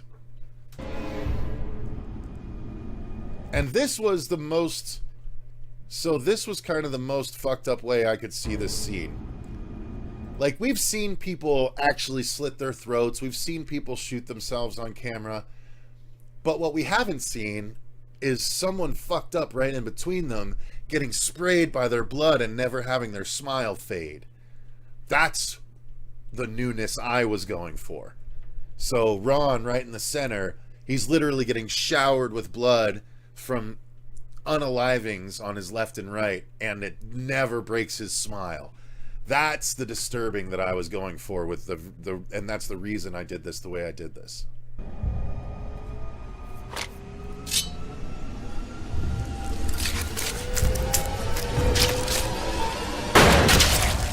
Jesus Christ! Oh, dear. Look what's become of you. Active Dutch tilt. That voice. Reversed. I know that voice. So this is fun right here. This is our wipe. This is our transition into the dream. Well, showing that it's a dream. I know that voice. Table. So the table wipes the lighting, if you didn't notice. It's normal lighting here. As soon as the table crosses frame, it's dream lighting. That voice. I know that voice. Now, by the way, this shot right here in slow motion. That voice. I know that voice. So that was obviously right in front of the camera. That was right in front of the camera. We just lifted it up. But that shot right there, that's real. The camera is down low and Miko is ducking under the table, actually soaring over his head. We had to digitally remove an arm on the right side that was throwing the table. So you don't see that now, but we literally hucked this table over Miko to make sure we got this shot. And like, we tried it a couple times without him, and then we were ready to try it again, and suddenly he was there, and we're like, Miko, clear frame, and he's just like, no, let's just do it. We got to make it look real. And we're like, okay.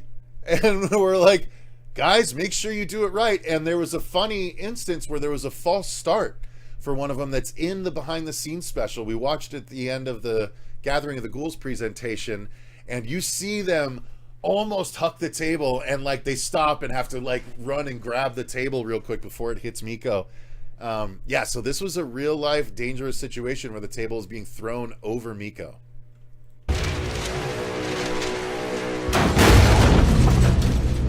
Sound design. I mean, shout out again to the Iceman Audio. They killed the sound design, and when you combine that with Ryan Perez Daple's score, it's just such an incredible sound setup. Mikey Mnemonic sends £9. It looks like. Gotta go work calls. I'll catch up on the VOD. Congrats and well done again for the success of DNN. Catch you later. Thank you, Mikey. I appreciate it. Very much appreciate it. Has the performance of the movie shocked you? 100K in a week is great. It was 100K in 5 days, and then we got age restricted, and so it slowed down dramatically. But yeah, I mean, it hasn't shocked me, but it's been very encouraging. Very, very encouraging. I was hoping that there'd be enough Freddy fans that would want... Hey, Mike Chabonte in the chat. What up? Excellent. A composer extraordinaire for a number of projects. Mike's a great guy. Great. Awesome. Good to see you. That's what it's about. Being a dad is fucking awesome. Sorry, I'm trying to show your comment, but it's not letting me. Ron doesn't even flinch when the blood hits him. Yeah, barely. He's so good about it. I like that little nuance of creativity. Thank you, Joshua. Yeah, that's the whole point. Trying to be creative with everything. You know, we've seen so many things in Freddy movies. I got that shit immediately. Good writing. Thank you very much. Awesome. I think Dave will go down as someone forever etched in our minds as one that did it. Next to Robert's performance as Freddy. I hope he's up for another other Nightmare projects. Thank you, Ghostface. Yeah, no, I mean, again, if the one thing that comes out of this is that Dave gets to be Freddy, or that Miko starts to get more acting gigs again, like, I'm happy. You know what I mean? That's great. Thank you. Oh, Michael, yeah. Oh, see, Michael in the chat. Michael did, on the sound team, and he did awesome. Thank you very much. Yeah, Michael Capuano. I hope I'm saying that right. Fuck. I shouldn't have tried to second guess myself. Capuano is what I say. But yeah, Michael, one of the sound men on the film, absolutely killed it. Sound team, Iceman Audio did fantastic. The post-production team did fantastic. I'm so excited about how this came out. It was worth the wait, Cecil. Thank you, Stitched Straight Production, or Scared Straight, Stitched Straight, ooh. Scared Straight Productions, I appreciate that. Why was it age restricted? Well, my guess is because we show someone's arm getting cut off and 2 people killing themselves. That would be my guess as to why. It's nothing. I mean, with the climate, political climate and societal climate the way that it is, showing 2 people unaliving themselves, it's probably frowned upon by the YouTube people and people that want to put ads on videos. They probably don't want to put ads on something with that. I wish that wasn't the case, but it is. There's other fan films that haven't been age restricted that are just as violent, but I think it's the unaliving of themselves that's probably got it done for us. You're a class act, Cecil. You've got an eye because you knew Dave would be a great Freddy. I want the sequel like yesterday. Thank you. Is there going to be more of this? Yeah, that's the plan. That's the plan. If we have enough people that want to help crowdfund the remainder of it, absolutely. All right, so let's continue on here. We're about to get to the good stuff, right?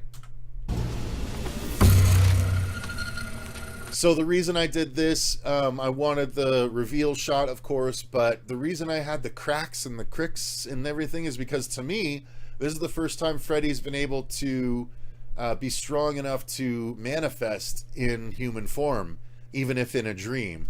So he's like cracking back into himself, getting back into having a body for the first time in years.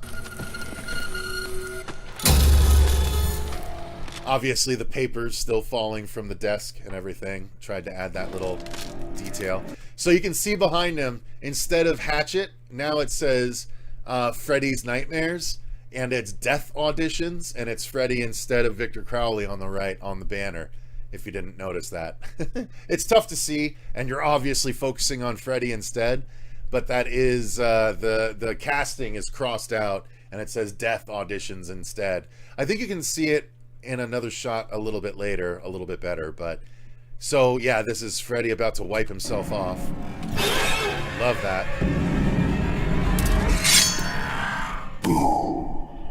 I mean, Dave, that was, again, some people might think it's silly, but I fucking love Boo as his first fucking thing back.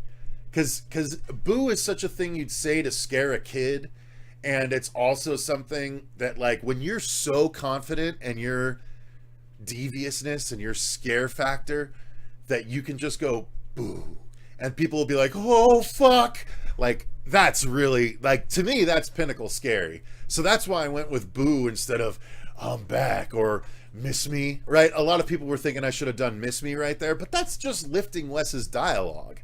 Boo, I think, is a bit, it's kind of the same thing, right? It's kind of Miss Me, but it's just a little bit silly dark, you know, a little bit darker, sillier than Miss Me. And it's not a direct rip off of what Wes would have said. A lot of, you know, Miss Me would have worked okay right here. But then it's literally the same trailer shot as the original movie where he comes out, Miss Me. Like, that's in the trailer. So Boo, to me, I like Boo. You're never going to convince me that Boo is bad. I like Boo. All right, let's see. I love the Boo. It's a great moment, Boo. Boo is great. Awesome. Appreciate that. Tim Harvey, I actually like Dave's performances better than Robert Englund, if that's possible. Shit, that's huge. I mean, not a lot of people would probably believe you, but I appreciate that, and I'm sure Dave would appreciate that. I prefer this makeup design overall to the previous ones as well. I will say I agree with you there. Some people have a problem with the makeup. Personally, it's my favorite Freddy makeup. Obviously, I know I'm biased, but the mixing of Part 2 and Wes Craven's New Nightmare with a few elements of the Demon Freddy from Freddy vs. Jason, I think Mikey Rotella absolutely nailed the sculpt, and Nora nailed the application and paint job, and it just looks so fucking cool. I do think it's my favorite Freddy makeup. Again, I'm biased, I know. I love boobies. All right, Toronto Freddy, you're in timeout. Let's see. What made you pick the actor you did for Freddy, and what about him stood out to you? So, just real briefly, Dave McCrae is a voice actor by trade, and he was a regular actor before he became an official, like, voice actor by trade. And he's been doing it for like 20 years. So he knows his way around how to do things. He knows how to do a voice, and he definitely knows his Freddy. I did kind of a backdoor audition when I interviewed him on my channel, and I asked him to do a Freddy voice and his Freddy impression, and he did such a great job that I was just confident that he'd be able to kill the role. And as soon as he was offered the opportunity, he immediately started work and learned the lines, and like, he was so into it that the hat that you're looking at right now didn't used to have that bend on the brim, but he's like, I think it needs that bend on the front. He's like, do you mind? And I was like, no, and he just fucking bent it himself. So the hat looks the way that it does back here. I've got the hat, used it for the thumbnail if you didn't see. Yeah, he bent the front brim, and it looks so much better for it, right? Like, that's a pretty sick Freddy hat. That's the Freddy hat from the movie, literally right there. So Dave knows his way around this stuff as far as, you know, making Freddy look the way that he's supposed to look. So, all right. The bend is an absolute must. Yeah, absolutely. Did you try to get Heather for the voice at the end? So I will say, I purposely did not approach Heather at any point along the process. I wanted to wait until the film was as done as it could be before we approached her, because I'm sure that many, many people have approached her for fan films in the past, and I wanted to make sure she knew that it was going to be of a quality that would be worth her time and effort. And unfortunately, because of the COVID delay, once the film was done, it was really hard to justify continuing to put off the release date while we tried to figure out the heather of it all, because that's what we were trying to do. That's why we didn't officially announce a release date until like a week and a half before the release, because I didn't know if we'd be able to release it. I didn't know if Heather would be down to do a cameo at the end or not. And we just ran out of time. I didn't want to make everyone else wait any longer when we already made them wait 2.5 extra years because of a COVID delay. But I think we set it up enough in the film that if she likes it and she's interested, then at least there maybe could be a discussion about going forward with her. We'll see. We'll see what happens. One more question. Did you get the original Dylan? How did you get the original Dylan to come back? Yeah, I just answered the Heather question. The Dylan question I've answered a number of times, but I got him by going to Mad Monster, North Carolina, and doing an interview with him and asking a question as to whether or not he'd even read a script along these lines. And then he said he would. And then 4 months later, he came to Mad Monster, Arizona, and I just made sure to write the script within that 4 months. I handed him the script along with Vince DeSanti, handing him a copy of Never Hike Alone so that he knew the quality we would be able to bring. And soon after that, he read the script and said that he liked what he read, and he was excited to see what else we could do. And so that's the start, and that's how we got him involved. So continuing on here, let's go. You're dead. We killed you. We killed you once and for all. Once and for a time, maybe. But never once and for all. I love that line, personally.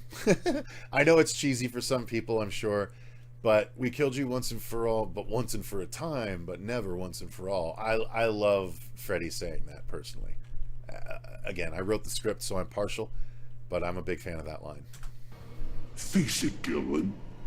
You may be all grown up, but you're still my little bitch. I love how hard he hits bitch there, too. Like, you know, there's not a ton of reasons for Freddy to say bitch in this world like he did in the old one. And I didn't want him to come off like Scary Terry saying bitch all the time, but that was a fun way to do it. You're still my little bitch. Like, I felt like that was appropriate. Now, this right here is one of Miko's best performances in the film. This was one of the last performances he did before we, moved on, because this was so on point and so dramatically amazing. But you're still my little bitch. It's a fucking dream. You're not real, and I need to wake up. Wake up! Wake up! Wake up! Wake up! Wake the fuck up! Wake up. Actually, you could see that banner a little bit just real quick in that shot. But yeah, I mean, look at this shit. He's teared up. It's a fucking dream. You're not real. Like, it's so real to wake him. up. Wake up. Like all the trauma coming out. And by the way, this smacking of his face is why he has the black eye for the rest of the movie. Because he literally gave it to himself, trying to wake himself up. Wake up! Wake. So look at the banner. So instead of Hatchet, it's Freddy's New Nightmare, and it's the death auditions with him instead of Victor Crowley. So we did get a shot of it in there. Okay, cool. Wake up! Wake the fuck up! Wake up. Wake up! And of course, that right there, that was not planned. That was not, storyboarded out per se. But him walking over and doing "wake up," and he did one where he was like "wake the fuck up," but it was a little too Jackie Earle Haley from the reboot. But when he did this turn and was laughing, I called that, like, when it happened, I literally was like I was quiet, right? I was quietly cheering, because this to me is the epitome of Freddy. This is, I called it immediately the goblin shot. I was like, did you guys see him look like the fucking goblin right there? Like, oh my God, that was so Goblin Freddy. And we called it the Goblin Shot. And like, we had debates over whether or not we wanted to reveal the Goblin Shot early in November when we did reveal it, or like later on. I thought we should build up to the Goblin Shot reveal because it's so high quality, but everyone's like, nah, man, hit him with your best right out of the gate, you know? And so we did. The Goblin Shot was the first image that we released. We just photoshopped out Joy over here to his right. By the way, Joy, she is the costume designer as well. She is the one that made Freddy's costume, weathered it, and actually made the coat from scratch. And it's got the stripes on the inside and everything. So that's the same woman that's getting killed right here, if you're curious. But yeah, this shot from Dave was not planned, but it was so fucking good that I knew immediately it was going to be in the film. So good.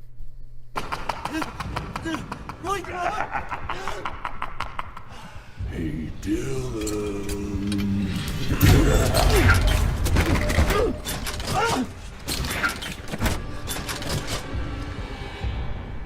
Yeah, you can kind of see the sign there, but yeah, essentially. Obviously, Freddy's gone.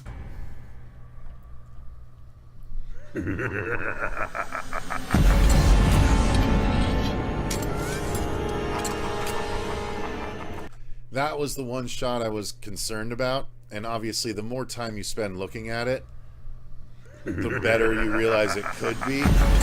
But for our first time shooting a green screen wall walk, you know what I mean? He blends pretty fucking well.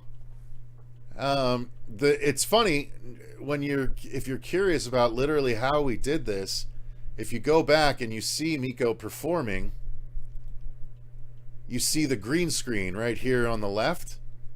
That's an entire green screen wall that we have covered with a curtain. So we literally just moved them to the back of the room, that doorway, and we had Miko look up, and then we shot Freddy just walking on the green screen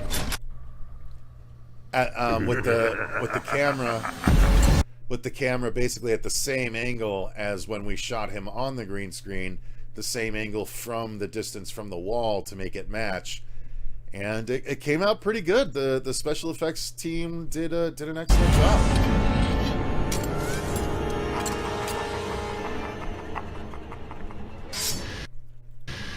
Love that.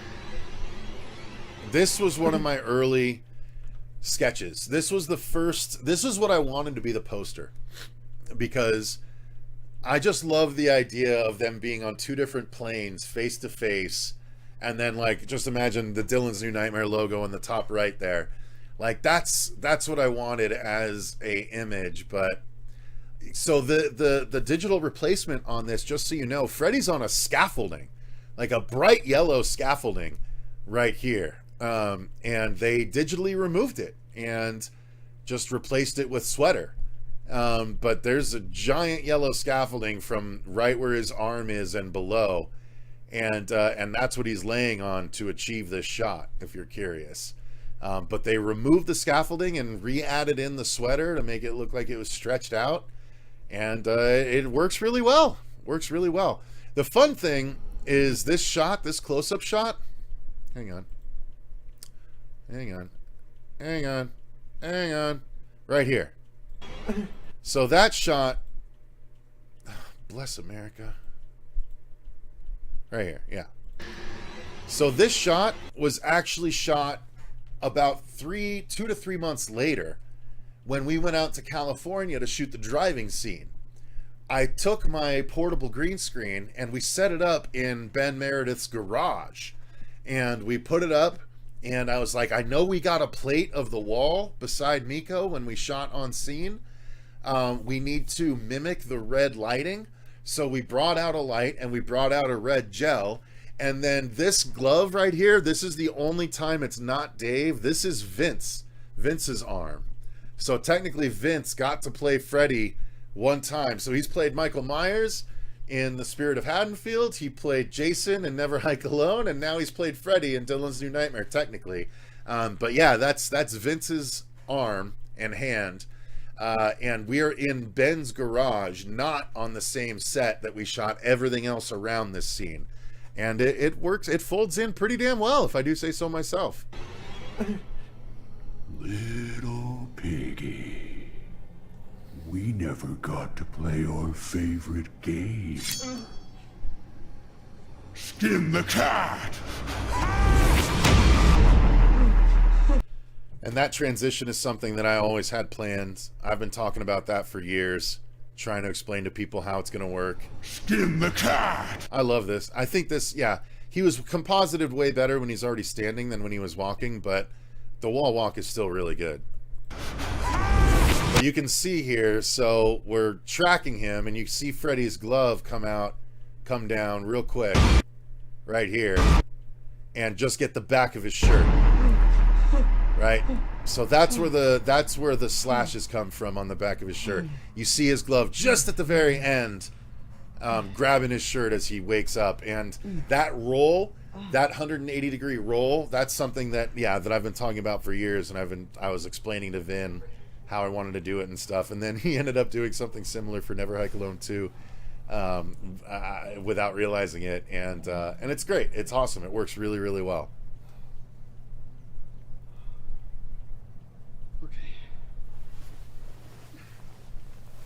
And then, of course, Miko Beefcake Hughes right here. Good Lord. This dude, man, is he committed to his craft. He really went after it, and good for him, because dude looks good. I wish I had that kind of freaking determination and stick-to-itiveness. And the slashes. Jacked! Yeah.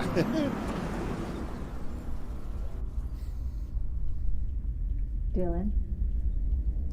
I've heard so many reactions where people praise Dylan. the transition shot. Yeah, thank you, Steve. I appreciate that. Sorry, Doc. What was that? That was one of my favorite things to come up with as the director. yourself. Okay, here we go. Let's talk about some more fun. Has anyone else noticed the painting in the background of this? This was so cool. So this painting was in the Airbnb that we used. This room is a complete reorientation of the furniture that was in the Airbnb we shot at. There were no curtains on the windows. We added all those. This credenza was on the left side of the room in the back there. The couch was basically back towards us. This desk on the left side was in a completely different room altogether. The plants were in different areas on the house.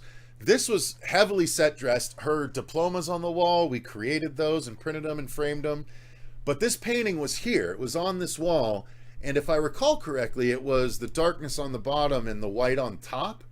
But early on, one of our, I'm not sure if it was Josh Schultz or Vin or Robert that made the decision to turn the painting on its side so that it represents Miko's darkness fighting with the light of the psychiatrist. It's Freddy's darkness reaching out and smothering her light. And it works so fucking well for the scene. I absolutely loved it, just as a little thing in the background here. Oh, yeah. I think it was a cabinet that was stuck. I just gave myself a shiner. Thank you, Sully. Sorry, I don't have my glasses, but I think it's Sully TV. Dylan, what's really bothering you? Had a nightmare last night. Tell me about it. So we haven't really gotten there yet, but someone did just ask the meaning of the pen clicking. So the pen clicking to me was obviously, it was supposed to be something that Miko or Dylan hyperfixates on, and it really is bothering him and ultimately bothering Freddy. But the reason she's clicking it so much is, to me, it's a stress thing. She's an ex-smoker, and instead of chewing gum, the pen click is the way to keep her hands, busy, right? Instead of having to hold a cigarette and move it around and stuff, the pen has become that for her. So she quit smoking, to me, like 10, 12 years ago, and this is just kind of how she deals with her stress now instead of smoking. A lot of people swap hand things for hand things when they're quitting smoking. or trying to, and it just became her comfort thing. She clicks it just as she's dealing with things. She doesn't even realize she's doing it. That's where I was coming from with it. Here's another audition dream. Well, plenty of working actors have those. It's hardly anything to worry or be embarrassed about. 2 people died this time. What do you mean 2 people died? How? So the 2 people next to the casting director committed suicide. Yeah, Sean Toronto fell Freddy. from the other It slope was into through it. Vin. Vin connected Why do me you with think they both did of them. that? Yeah, this is Cynthia Cania from Friday the 13th Part 6. She gets killed by Jason. Her and her boyfriend on a motorcycle, if I'm not mistaken, get killed by Jason.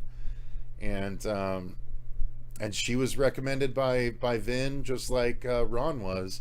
And man, they both absolutely killed their parts. I thought they did a wonderful job. As a smoker, that makes sense. Thank you, Scott V. So good. I'm glad. I figured smokers would understand that. You know what I mean? But other people too. Dave killed it as Freddy. Hopefully we get more soon. Thank you, Lee the Machine Bowers. That's the goal. It just depends on whether or not we're able to raise the amount we need to raise to do the rest of the story correctly. Bruce G. Ramey, love the commentary so far. It looks like on facetious tomorrow on my own time because of school. I have to finish this tomorrow, I'm guessing is what you tried to say there. Maybe your talk to text was like facetious is what he meant. Troy Gardner, is Dylan's necklace a reference to Lawrence Fishburne's necklace in part 3? No, I don't think it was. Miko did a lot of his own. He brought a bunch of different clothes, and Courtney helped him choose which ones for each scene and stuff. So I think that was a bit of a collaboration between him and Courtney. The pen clicking I just explained, Mr. T. Vinan. Hopefully you can go back and listen to that. If you just go back like 5 minutes, you'll hear the explanation. As an ex-smoker and current vapor, it makes absolute sense, says Toronto Freddy. Thank you. The Blu-rays are going to be shipped out in Q4. We still have to figure some things out. We still have to record our commentary to put on the Blu-ray, so there's still a few things left to do before we produce them. But we anticipate Q4 for that. Yeah, he's just saying that it's a nervous tick. That's essentially what it boils down to. Are you planning a Freddy vs. Jason fan film? I answered that earlier, Ghostface. We're not planning one, but once we're done with our, initial stories, if it makes sense, then, it's something we can talk about. Yeah, the second part would be the ending. For those that are coming in later, we want to, as far as a sequel goes, we need to crowdfund it again, obviously. But we don't want to do 3 or 4 individual more parts. We want to do a full-length feature to complete it, just like Vince is doing with Never Hike Alone 2. But he raised over $300,000 to do that. And I think our cost for a Freddy movie, because that's a Jason movie, they tend to be a little cheaper. For a Freddy movie, dream sequences and all, we're probably talking closer to $400,000 or $500,000 that we need to crowdfund to do a full-length completion. And that's a lot of money to ask. It's a lot of money to ask, but if there's enough people that want it, then maybe we can do it. That's basically the long and short of it. We don't want to shortchange it. We want it to look as professional as this one does. And that costs money. Costs a lot of money. I absolutely adore this behind the scenes commentary with the stopping of the video to further explain why you made the decisions you did. It's absolute gold. Thank you, Tim. I appreciate that. And Sully TV, thank you very much. I missed the answer. Thanks. Yeah, no worries, Mr. TV man. All right, a full-length feature will be amazing. Hopefully you hit the goal. I will donate this time. Dave killed it, says Hannah's Town Bill Bowers. Oh shit. All right, Nolan D Giants fan. I actually have a job now. Laugh my ass off. All right, cool. So yeah, it seems like people are willing. Let's continue on with the scene here. Is it a dream? I don't know. Why does anything happen in a dream? Dreams can mean a multitude of different things. I will say some people ask why this scene is so long, and they say it's too long, but it's actually chopped down a couple minutes already. And the reason I left it as long as I did is, again, pacing-wise, if this movie was the front end of a full-length feature, it works fine. That's the way I was looking at it. Maybe it's a bit too long, but to me, all the information that's delivered is necessary as far as establishing Dylan and where he's at nowadays, right? This is the scene that does that. We got him, showing that he's auditioning. He's trying to be an actor in the dream sequence, but we haven't gotten any information about him. And this is the way. This is my. God, what's the word? Exploitation, explanation, exposition. Got it. Found it. This is my exposition scene, right? This is where we're dumping all the information you need to know about Dylan in the last 30 years. What's been going on? What is he dealing with? What is he concerned about? What's going on? What's going on yet again? That's why it's as long as it is. I feel like all the information is necessary in setting up the rest of the story. All of which can be applied as some kind of lesson to the person who psychologically created them in the first place. Lee the Machine, I did tell the reason as to why I selected Freddy earlier. So yeah, feel free to check it out once it's all done. Go back and listen to that part. But yeah, I just had a feeling. I knew that he'd be able to do it. Maybe Jason Blum will crowdfund a big chunk of that. Yeah, not if he's not making money from it, he won't. Keep Jason Blum away, says Scott V. Fair enough. Why can't a big budget studio make anything as good as Never Hike Alone or this? I wish I could tell you. There's just not as much care in Hollywood. It's too studio driven. It's too many cooks in the kitchen. It's not one creative driving force. And that's what this was. Everyone believed in my vision, and everyone that I brought on because I knew they'd be able to execute with their expertise. So Vin helped me out where I was lacking as a director, and Ben knocked it out of the park as the director of photography. The actors did all their wonderful work. Everyone just stepped up and did such a great job, and that's why it's the quality that it is. Keeping going here. I don't know if there was a lesson in this one, Taka. Am I supposed to wear a splash guard to my next up? Look at that. Corey Novak comes in with a banger. Appreciate it. I disagree. This was the best scene in the movie. A great display of suspense. Thank you. I appreciate that, Corey. I appreciate that. Yeah, no, I appreciate that. That's awesome. Audition? Using humor to cope with scary situations is an old school tactic, Dylan, but not one proven to be very effective. Maybe that's why I'm an actor, not a comedian. Did the subject of your parents come up? Did you notice how it started to get a bit more echoey there? I purposely asked the sound team to design it so that it was getting more and more aggressive, more and more on your nerves. People are like, oh, why is she clicking? I hate the clicking. And I'm like, well, good. That's what I wanted.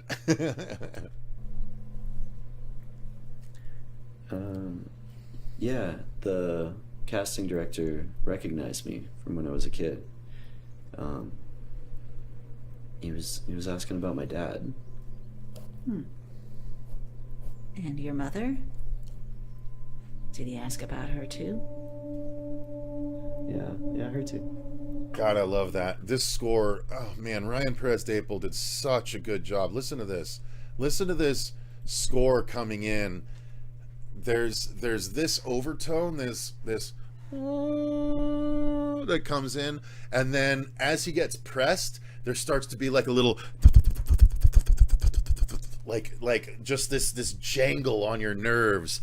Oh God, Dapel did such a good job with the score. I can't wait for this fucking vinyl. Our vinyl's gonna be sick as hell, you guys.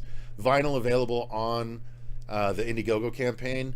It's gonna have the one side of the vinyl is gonna be the score. The other side of the vinyl is gonna be the 3 soundtrack songs plus 1 bonus track as well by the Wicked One, all about the horror show, appropriately so. So yeah, check out the vinyl. If you haven't picked up a vinyl, definitely go and pick yourself up a vinyl because it's gonna be dope. And your mother? But listen to this. Did he ask about her too? Yeah, her too. God, that overtone. Almost Siren Head like. So fucking cool. Have you checked in on her lately? Who? Your mother. They acted the hell out of this scene. I agree. I feel like they did too. Always the same. She's not well enough to come to the phone. Same old loony bin. Different day. Why try? You know, it just hurts. I love that line too. Why try? You know, it just hurts. That wasn't in the script. That little bit he added. That little bit he added, and he just did it like he almost threw it away. Let's watch that again. Miko almost throws this fucking line delivery away, and it's so money. The answer's always the same. She's not well enough to come to the phone. Same old loony bin. Different day.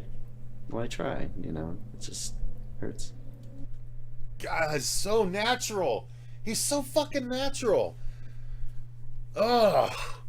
I'm telling you guys, like, any aspiring filmmakers out there that want to do this kind of thing, get you an actor that is just so good at what they do, like Miko. Like, he's seriously, and I'm about to say diamond in the rough, but it's like, he's not rough, it's just that he's not been doing it. And he's so good at it, and it's just such a shame that he's not been doing it, and I think he's going to be doing it a lot more now. Damn well better, because he's so fucking talented. Oh, I just love... Again, I'm partial, because it's my film, but look, you gotta love what you make, right? I wouldn't have put this out if I didn't love it. That's why it took so long, because I wanted to make sure I loved it. I wouldn't have given this to you guys if I didn't love this film. Now, have I watched it a ton of times? That so much so that I want to put it on the back patio for the next 6 months and not look at it? Maybe. But that was all in the quality control part where I'm like watching every output. I have to download it and watch it and make sure there's no skips. I have to upload it to YouTube, watch it, make sure there's no skips. Like, I watched this movie so many fucking times during the production process that I'm happy to be done watching it, but watching it in this capacity is a lot of fun because I can finally tell everyone some of the cooler, funner things about it. You know what I mean? Continuing on. You know, maybe your casting director Get you a brought her Miko. up because you're feeling guilty about not checking in. Maybe. Yeah, that bruise around his eye that she points out, that's real. That's not makeup. That literally was there the entire shoot, and it just so happened to work that the first scene we shot was when he did it to himself, because everything that happened after that would have necessitated makeup to make it there. But because he hit himself so hard when he was doing that scene, he literally gave himself a shiner that we just used for the rest of the film. Like, that's the funny thing. I didn't even stop and tell the tooth story because I'll wait and let Dave do that when we do the commentary with him. But that's why the shiner on his left eye here is there for the whole movie. That's real. That is not makeup. That's real. Trust me, Dylan, I understand your hesitation to check in on her. Especially. Some people might be curious as to why we're so close on her for this shot, and I'll be completely forthright. We didn't shoot this close. But it turned out that we had a boom in the shot otherwise, so we had to push in to get that bad boy out of there. That was not James's fault. That was my fault because I'm the one behind the monitor and I didn't see it. It just blended in with the cabinet it was up against so well that I just didn't see it. So we had to push in on her just a little bit to get rid of that boom. Oh man, movies are fun. Especially when there doesn't ever seem to be any positive progress. Tell us the truth. Hesitation can feed your subconscious guilt like a sleeping giant.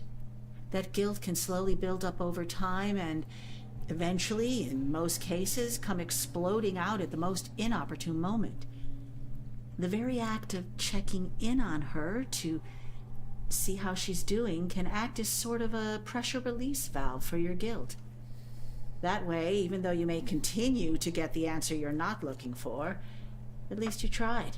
I think that's the most natural her performance is for the entire scene. I loved Cindy's work. Cynthia in the credits, but we called her Cindy. But this delivery here, that even though you're not getting the answer, or even though you're getting the answer you're not looking for, at least you tried. Like, she softens so beautifully. Just watch this transition. That way, even though you may continue to get the answer you're not looking for, right? The frustration, even though you may continue to get the answer you're not looking for. And then watch this transition. I'm going back again. how she's doing can act as sort of a pressure release valve for your guilt. That way, even though you may continue to get the answer you're not looking for, at least you tried. Oh, God. Softens so beautiful. At least you tried. Smile. You know what I mean? God, she fucking nailed it. She did so good. Yeah. There's that shiner. That's real. That purple right there by his eye. That's his own doing. Yeah. Maybe that's true.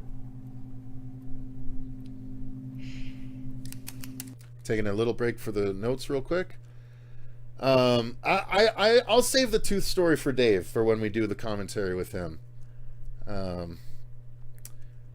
Miko probably lost interest in acting after doing it so much as a kid. No, I think that is part of it. I think that is part of it, Mr. TV Man. I think that is part of it, honestly. We need more, like 2 more 25-minute shorts would be awesome. Then the end. No, the idea is to do a full-length feature to finish it. It would be 3 to 4 parts otherwise, but a full-length feature to finish it is the goal. All right, continuing on here. What about the casting director? What do you mean? Well, you said the other 2 people died, but what happened to the casting director? Did they kill themselves also? Again, the sound design. Awesome. Laughed at me. Awesome. That's it? Yeah. By the way, have any of you guys noticed the subtle thing in the background? The fucking ticking clock has been there the whole time. There's a ticking clock in the mix that wasn't there in the first round. Again, Iceman Audio killed the sound design in this film. They did such a fucking good job. Michael and everyone. Goddamn. Michael and Evan. They fucking killed it. But yeah, dude, they the ticking clock in the background adds so much to the tension of it. Sure. Same with Daple's score. If so, this Those is the horns place to that discuss it. Dylan, are you sure there was nobody else in your dream? I said no. He. There's that background. That did you hear it back there? The thing that just kind of drives by. That. Listen to this. Listen. Dylan, are you sure there was nobody else in your dream? It just But comes no, and goes he, real quick. So fucking He cool. laughed at me, and I left. Yeah, Miko did stop after Spawn. Dylan, we've been working professionally together for a number of years. Having learned your history over that time, I can't imagine what you went through when your mother started getting confused. So this was my first lean in to talking about what happened to Heather and why she's no longer in the picture. She started getting confused. There's so much to be explored that would be so fucking cool if we're able to bring Heather on board. But just real briefly, just to give you a little soupçon of what might be there. To me, Heather's been in the asylum for all this time, and just like to me, when Freddy exploded after New Nightmare, his essence went into Miko's mind and has been hiding, feeding on his nightmares for 30 years until he's strong enough to finally make his move in this movie. But what I eventually realized is that no, in fact, his essence went into both of their heads. And Miko, he's been feeding on nightmares silently, but with Heather, he's been actively fucking with her, like in her brain, calling her Nancy and like, you know, just messing with her and stuff. And so she's been legitimately acting crazy because she doesn't know if she's Heather or Nancy anymore. And sometimes she's Nancy and sometimes she's Heather, and sometimes she sees the ghosts of her dead friends, and sometimes she sees her son calling out to her. And, you know, she's just unfortunately unable to be clear as a result of Freddy's essence messing with her for years.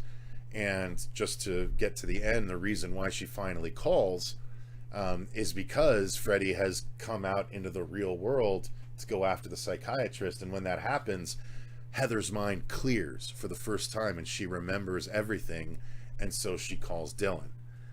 So that's why she actually calls at the end. Now, will it remain that it's her at the end? We'll see what happens. We'll see what happens. Continuing on. It had a lot to do with her horror films, from what I understood from her doctor. When we started this journey, you mentioned that you had been exposed to those films at a young age as well. Yeah, when she starts bringing up the other films, did all of you guys catch that? When she talks about, you might have been exposed to her films at a young age, which he was in New Nightmare. He's constantly watching the first movie. My way to acknowledge that was I literally went in and pulled the sound from the first movie when he scrapes his glove on the pipe, and I was like, let's add this into the sound mix. It was one of the last notes I had for the sound team. I was like, let's just add this where she brings up the old films and see how it sounds. And this is how it came out. It's so fucking good because he's like squeamish. He's like remembering, and we hear the sounds just as he's like squeamish. Watch this. It had a lot to do with her horror films, from what I understood from her doctor. That's so fucking good. When we started this journey, it's so good. I love it. You mentioned that you had been exposed to those films at a young age as well. I just want to be sure that you're having these dreams is not symptomatic of a resurgence of your childhood trauma. So I will say this so this character's name is Dr. Sarah Silby. And part of why is because it has partly to do with an inspiration that I took when writing, but also partly where the story could go. So to me, if we had got Heather for the end of this, we would have heard Dylan, its mom, and then we would have cut to Heather as she says, "Get me out of here." So she's telling Dylan to come and get her out of the asylum because she can't get herself out. So part 2 would include that, right? Him going to get her, which to me is very reminiscent of Terminator 2, one of my all-time favorite movies. And so Dr. Sarah Silby is a nod to Sarah Connor as well as Dr. Silberman. That was Sarah Connor's doctor.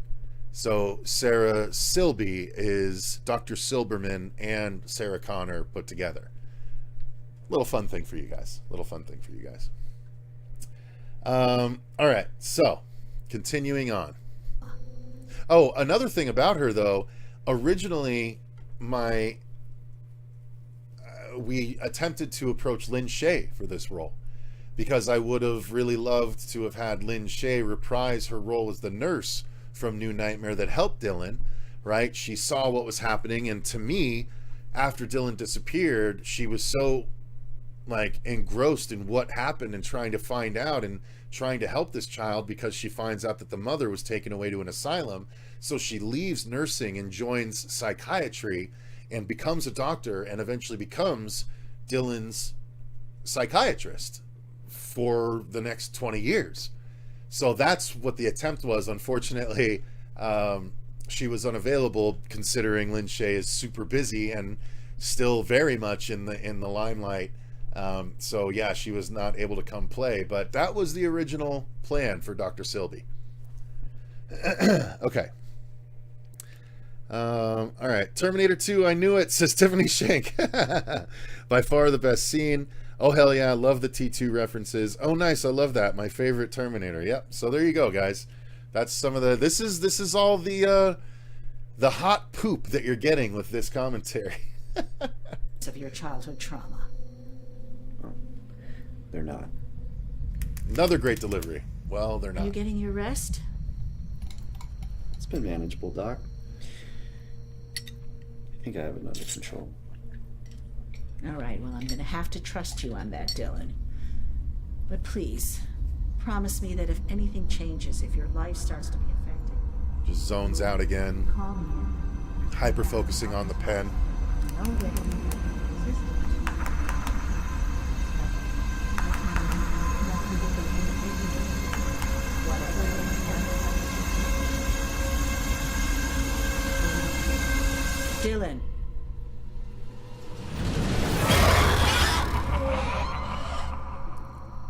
So another fun little insight is what's wrong with this picture? Hang on, let's get to it. Dylan. So this was a fun little image, and it throws people off. This is essentially the same shot as the kill shot, but we flipped it so that way it doesn't seem like the same shot as the kill shot. We were ultimately pressed for time and didn't get the insert shot that I was hoping we'd get to show Freddy messing with her. So technically the glove's on the wrong hand, right? But you don't register it because you're not thinking about that. You're just thinking about the image.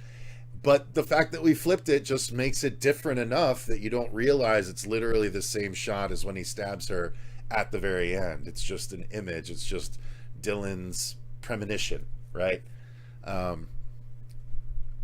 Simple solutions to complicated problems is all that's necessary sometimes, guys. That's truly it. Continuing on.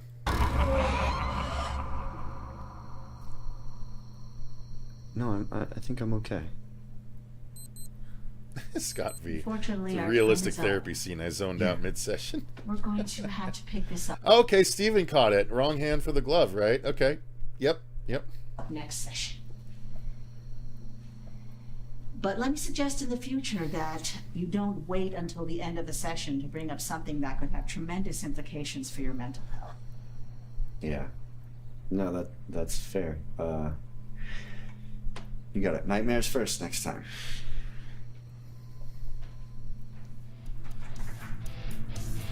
And here comes our mashup. So this was the stuff that we shot that one day in California, months after we did the main shoot. We shot all of these exteriors, and then we went to Ben's garage and shot the one insert shot of Miko on the soundstage. But yeah, this was freaking Malibu, if I'm not mistaken. And it was a wonderful little spot to just really place this film in California. And the song is Running from This Dream Warrior. It's a mashup of obviously Dawkins' Dream Warriors and Tuesday Night's Running from This Nightmare. Jaime and Fuego came up with the idea a year before the film came out and like presented it to Mahalo, and I think Mahalo at first was even a little like I don't know, but eventually he went for it, and Mahalo just killed the music parts after Fuego killed the lyrical parts. But he's like, yeah, I think they actually mash up if you just put the Running from This Nightmare words into the actual beat and stuff. And God, they did such a good job. By the way, Running from This Dream Warrior is available on Spotify right now, so you can go and listen to it. This is a truncated version. The whole song is not in the film, even in the credits. We had to shorten the version in the credits in order to fit both of the songs, most of both of the songs in the credit sequence. So you haven't heard the full song if you haven't gone to Spotify or watched the music video on the channel. There is a music video on the channel that we made for less than $200, so it's not the most expensive. It doesn't look like the film, but it's fun, and it's on the channel if you want to watch the music video. So yeah, here we go.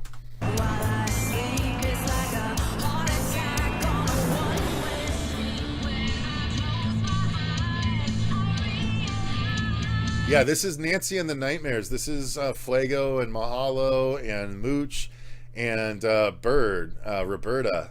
They form Nancy and the Nightmares, as well as Chiron. And but Nancy and the Nightmares is kind of their unique cover specialty band. And they absolutely rocked this song and the other song, Another Nightmare, which is in the credits, that actually has Dave McRae as Freddy, just like some of the older songs in the Nightmare franchise that had Freddy guest spot on them.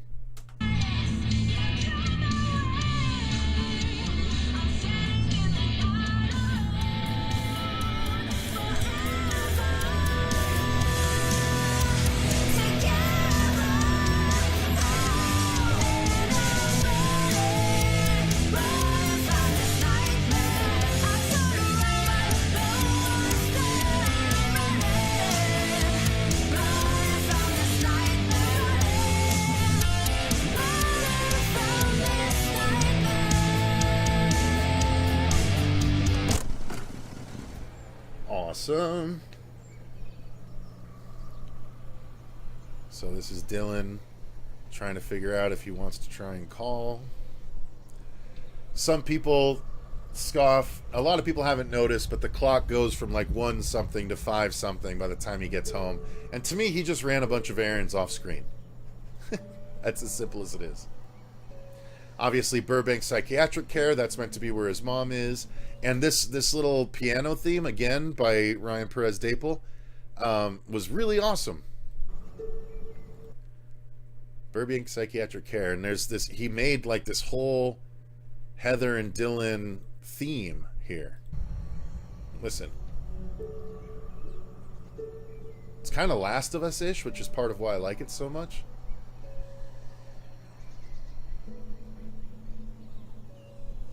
Very wistful. Amazing. Amazing. Love that little door transition. That was actually supposed to be the transition. That's another little thing. So originally it was supposed to cut from the psych office, him leading the psych office, to him opening the fridge at the house. That was before we added the whole driving scene to try and set the movie more. The movie felt very four-walled when we put it together. And we didn't intend to shoot a whole nother day in California. Like, we figured we'd get a couple drone shots. Ben would get out and get a couple drone shots and that'd be it. But when we watched the rough cut, it felt so four-walled, like there was no exterior scenes at all. And so we're like, we got to change that. And so let's just take the opportunity to shoot some stuff in California. It'll place it more in California. And I actually liked the end of the psych scene as her watching him leave instead of him reaching for the door anyway. So since we added the driving scene, I was like, okay, well, we'll just do it. He reaches for the door in the driving and he opens the refrigerator instead. So we did the same door transition. It's just instead of from a house door, it's from a car door to the refrigerator. So we still got what we wanted. So here's the fun thing. Location-wise, we shot 3 different locations in this house. The kitchen, the bedroom, and the psych office is literally the other half of this room. You're only seeing this side, but if we turn the camera and face the other way, that's the psych office. That's part of why we redressed that whole set. That's why we added the curtains, and to make it look like a different place. But it's the bedroom, the kitchen, and the psych office is all the same place. But we managed to make them look different enough that no one really notices.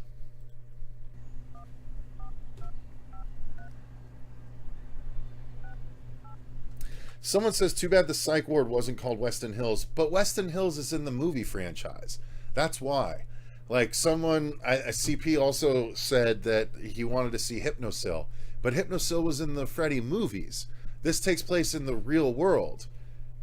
So if Miko had a bottle of Hypnosil, it'd literally be a prop bottle of Hypnosil. Why would he have a prop bottle from the Nightmare, Nightmare 3? You know what I mean? So Weston Hills is in the Nightmare continuity. It's not in the new Nightmare continuity. So if I did Weston Hills, it's blurring them and it doesn't really make sense. That's why I didn't do Weston Hills. That's why it's it's not, I don't know that Burbank Psychiatric Care is a real place, but Burbank, like let's be realistic. I could have picked a prettier place, but I wanted it to feel like a real place. So that's why.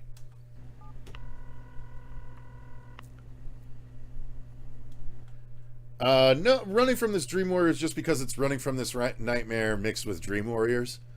That's really what it is. But technically, if you watch the video, you're running from a Dream Warrior of sites of type in the film. All right. I hope New Line appreciates the free marketing you're giving them. I'm gonna go get me a Blu-ray of New Nightmare.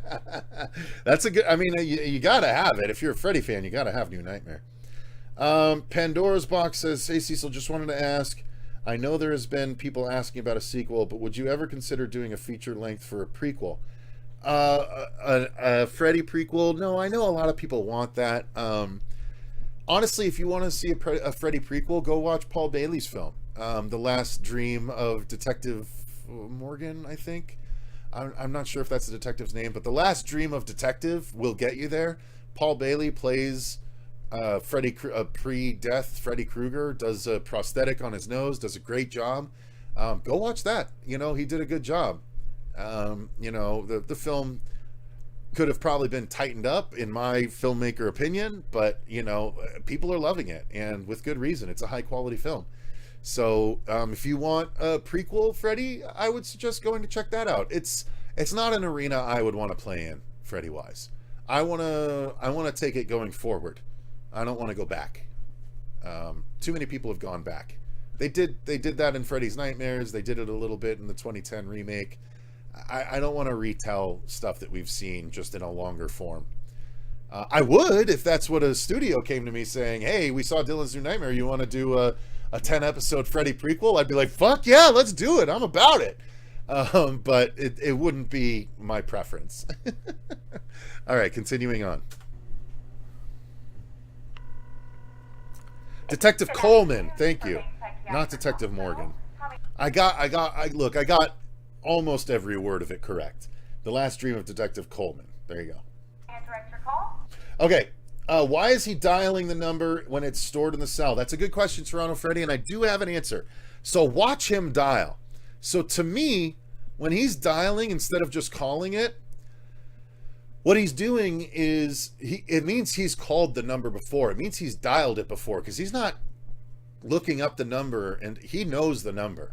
So to me, when he's calling, every keystroke is an out. He has a way to stop. If he just clicks call, he can't like pull back on the idea.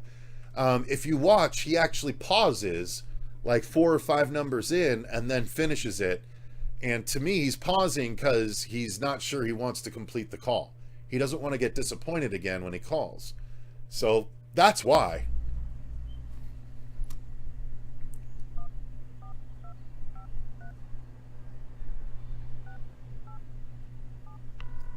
So there. I mean, it's not a really long pause, but that's why, in my opinion, that he paused there before he did it. Or that's why he was dialing, because he wanted to give himself an out. With every keystroke, he could stop. Good afternoon, Burbank Psychiatric Hospital. How may I direct your call? Hey, my name is Dylan Porter. I was calling hoping to speak with my mother, Heather, if she's available. Oh, is she on staff here? No, she's a patient. Oh, I apologize. And you said her name was Heather? Heather Porter? Oh, no, not Heather Porter. Heather Langenkamp? Oh, yes. I believe I've spoken to you before. Let me just see if she's available to come to the phone. Can you hold? Yeah, no problem. The nurse on the phone is Sarah Schultz, the wife of Josh, the wicked one, who was in the opening scene, the guy with the first line standing up in the hallway, as well as the guy that makes the song during the pajama credit portion of the credits. That's his wife. Of course, he sees the slashed shirt.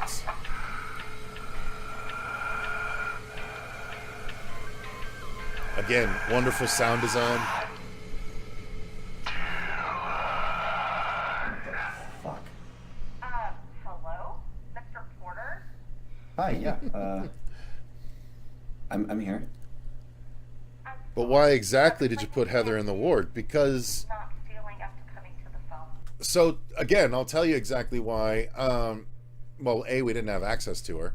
But B, story-wise, keep in mind, she was under investigation at the hospital.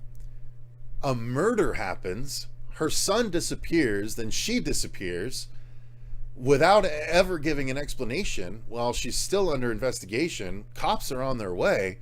She disappears, goes and finds, Dylan crossing the street, right?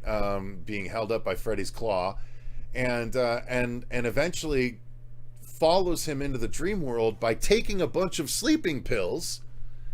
She successfully extracts him. They fall out of the bed. They start reading the script, but all of that other stuff happened. So to me, the cops are banging on the door right after we fade to black in New Nightmare. And she comes to the door, and like her only explanation, because she's hopped up on sleeping pills and has no explanation other than Freddy did it. So they take her in and they throw her into the asylum while they try and figure out what happened. And meanwhile, Freddy's in her head fucking with her. And the next time she's interviewed, she like acts like she's Nancy and not Heather. And people like, she's nuts. She doesn't know who she is. So they put her into the asylum. So that's why she's in the psychiatric care. At least in my canon.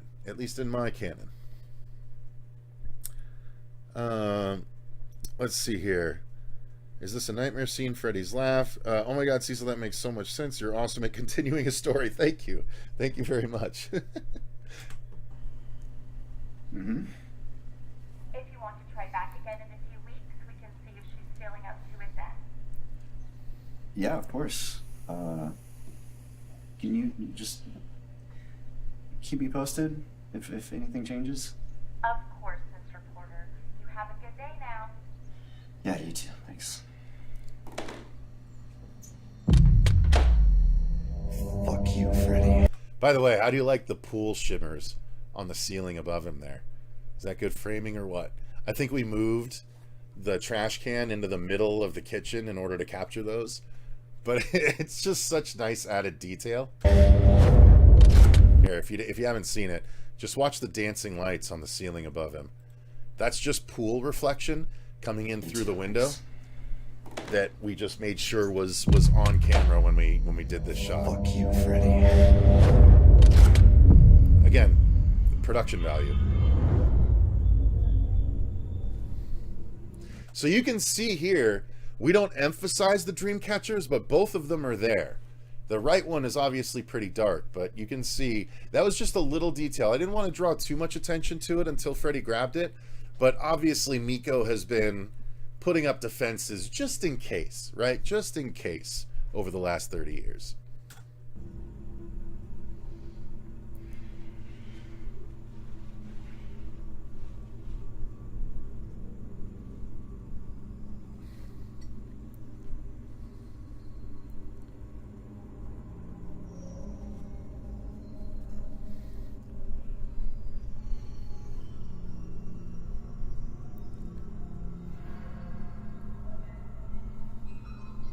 Again, sound design, so money. So, okay. All right. These are the things I got to reveal though, right? So these are the, like, I'm half tempted to not reveal it, but we got 100 people watching. So, all right, watch closely. This shot snapped 2 different gloves, broke 2 different gloves. We had 3 gloves to use for this shoot. All of them were apparently not made for functionality. They were made for display. I wasn't clear enough to our glove maker, Mark Phillips of Nightmares Unlimited, extremely talented dude, and he makes phenomenal products, including our glove. But he didn't know we were going to be using them to cut shit and trying to do things. So they were like display pieces. So we had the blade break off of 2 of them doing this. And so rather than risking the 3rd one, these are butter knives. We just had Dave hold butter knives like he's fucking Wolverine with a 4th one, and he's using butter knives for this shot. Watch closely, because you'll see the left 2 knives, they kind of come together a little bit right before the edge. Here, watch this.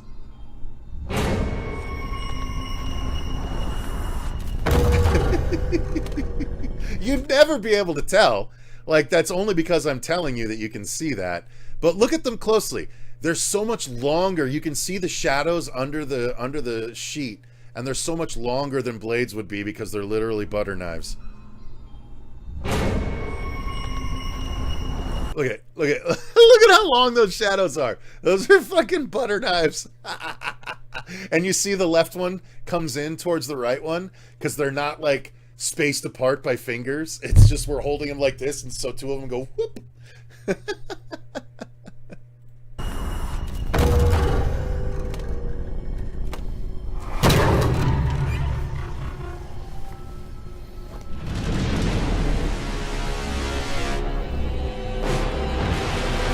All right, real quick. I'm going to pause here for a couple of reasons. Steve McCoy just sent a really, really nice message. Cecil, I'm not sure you get the amount of respect and praise that you deserve for this. None of this exists without you. You're the reason we have this all, and I want to thank you. That's super fucking sweet, Steve. Thank you very much. That means a lot. Oh, fuck. That means a lot. I really do mean that. Thank you. I'm going to try and not tear up from it, but I appreciate that. You know, as someone that, you know, as with anyone that makes anything, you hyper focus on the negatives.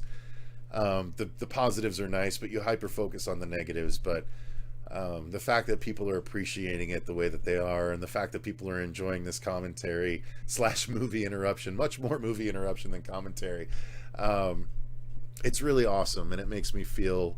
It makes me feel like it's worth it to take the time to do this kind of stuff, even though I can't make a penny from it. Like, I legitimately can't make a penny, and if it doesn't get me a job in Hollywood, then all it is just a movie for the fans.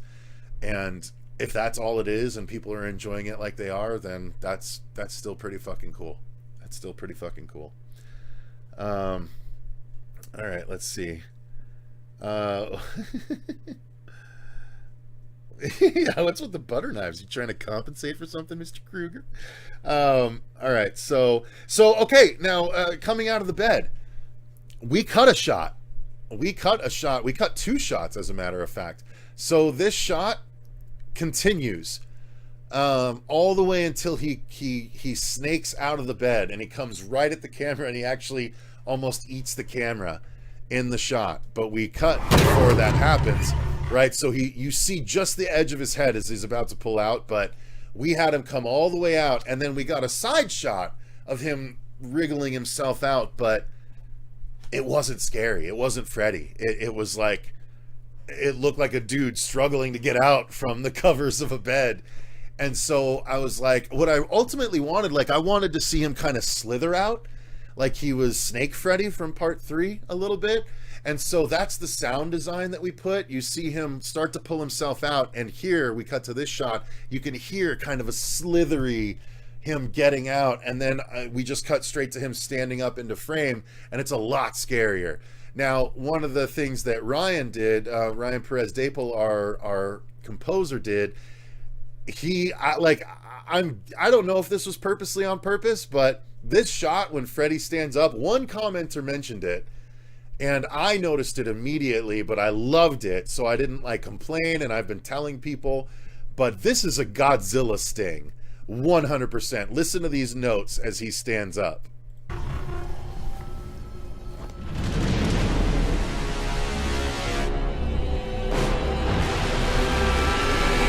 That's fucking Godzilla, guys. It's so cool. It's so cool. It's old school Godzilla. That's the Godzilla that that's what happened whenever Godzilla showed up to destroy a city. And so he threw that in there, and I'm guessing it had to be on purpose, but fuck, it was so cool. I was just like, let's keep that. That's so good. And then yeah, this right here, him pulling the coat and the hat out, this is literally a throwback to Nightmare 1 when Nancy pulls the hat out of the bed with her. That was the whole reasoning for this.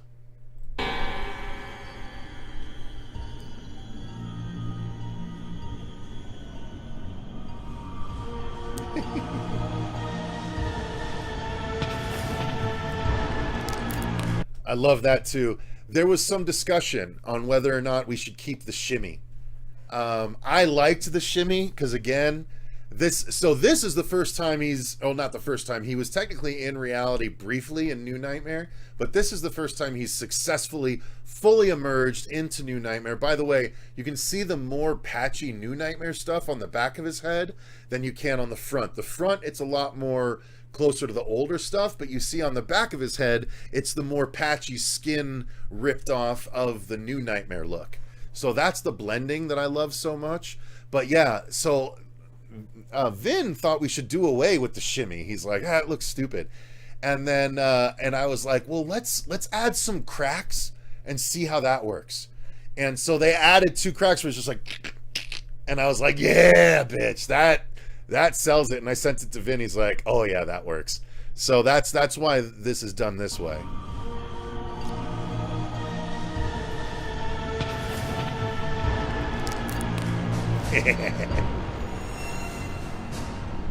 So this is about to be the only jump cut in the whole movie. Right there. That little jump cut, none of us like it, but the shot was too long. Otherwise, it took him way too long to reach for the coat, and his head enters frame if we didn't.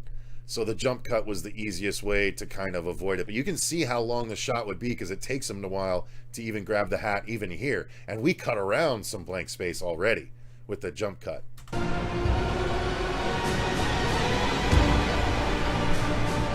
I think we just had the hat too far for him. I love that too. The boom as he puts the hat on is so fucking cool.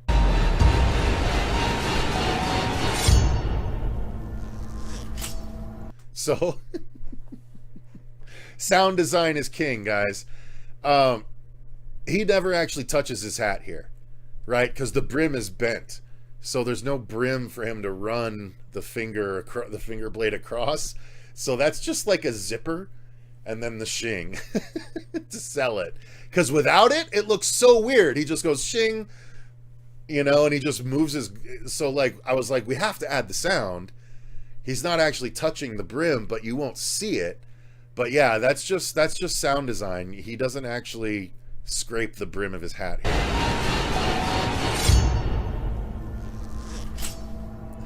Fuck you too, kid. And the fuck you too, kid. Again, I wasn't sure if that joke would land. It lands for so many people, at least in the 2 screenings we did in person. Everyone laughed at it because obviously the last thing we saw Dylan say was fuck you, Freddy. And then he throws his shirt away and he's asleep. So I wasn't sure if there was too much time in between fuck you, Freddy and fuck you too, kid to have it make sense. But I guess it works for people. It works for people. Let's see here. Jared Wrestling, when will we see what happens next? It depends on when we can crowdfund the next part and if we can crowdfund the next part entirely. We shall see. Shimmy, shimmy, you shimmy, Freddy, yeah. I'm digging the makeup job. Reminds me of a mix between Nightmare 2's Freddy and the New Nightmare. Yep, that's what it was with a little bit of the Demon Freddy from Freddy vs. Jason in. Oh, it landed to me. It lands. Yeah, everyone says that scrape lands. So awesome. Perfect. Again, brilliant sound design by Iceman Audio. And again, I love that. So here's the reason for that sting. Again, just as from a directorial standpoint, there's no reason for Freddy to look to the right, except that I want him to see the dream catcher. So right here, we're about to have what's called an unmotivated turn. So he just turns for no reason, right? He just goes, ugh. And like, it's like, why? So what we needed was a musical sting to motivate it. And watch, the musical sting, you don't even question as to why he's turning, except that he's noticed something and the score is telling you that he noticed something. Fuck you too, kid. Right? Something is off and it's catching his attention. What do we have here? By the way, I love this edition. Again, why there were 9 Freddy movies and no one ever thought to put a Dreamcatcher in one. I was like, why? Why not? This and the arm sushi towards the end are the 2 things that I am so proud of adding to the Freddy oeuvre. Because they haven't been done before and they absolutely should have at this point. So yeah, the idea of a dream catcher just makes him laugh.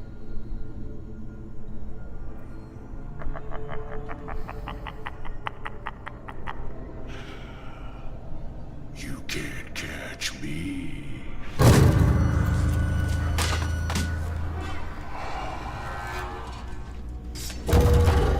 I also love that. When we saw that, like, I was like, as he's leaving, what if he just flips his claw in front of the light? And it ended up looking really cool, and so we just had him do it a few times to time it up, and this was awesome. Because the claw actually touches the light. You see it actually cross the light as he's exiting. So it's like he touches it to turn it off, even though he's way far away. Ah, I love that. Again, I'm so happy with so many of the little things in this film.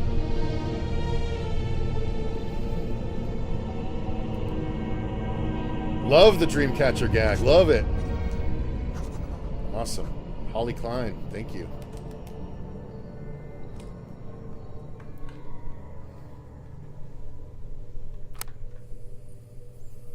Testing, testing. These damn batteries aren't going out on me again, are they? These damn batteries aren't going out on me again, are they? Again, wonderful sound design. They got exactly the sound I was going for Updating with the this thing. files on Dylan Porter. We did have one functioning. Porter seems The to other be did not. regressing back to the So we paranoid smashed the state one that of his didn't function. childhood. But When I tried to dive deeper into the subject, Dylan's guard immediately raised. some people were like, why is she using this kind of recorder? It's 2023. And I'm like, well, dude, she's obviously of a bit of an older school. My dad, when he was around still, he was an orthopedic surgeon and he used dictators like this. Some doctors are just set in their ways. She's been using a dictator for years, so she still uses a dictator instead of the digital one. Simple as that. Plus, it allows for creepier shit. I fear Dylan may be making a return to his childhood delusions. But can they really be taking the same form as before? That character from his mother's films?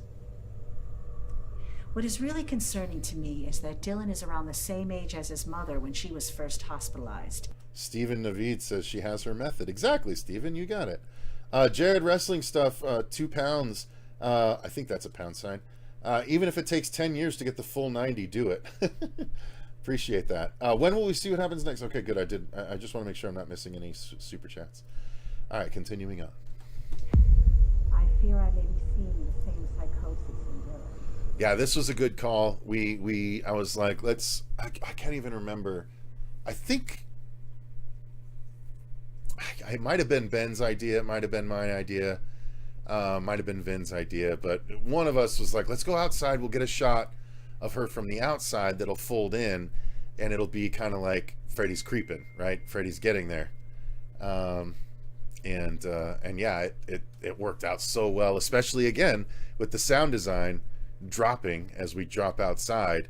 And if you notice, we drop outside right for her saying something really important. So if you're distracted, like the Freddy, subtextually it's saying the Freddy of it all doesn't care about the deeper shit going on. She's saying, I'm afraid I might be seeing the same psychosis in Dylan, but we cut out and we barely hear her say that as we see Freddy, because Freddy doesn't give a shit about that, even as important as it might be. Hospitalized. I fear I may be seeing the same psychosis in Dylan.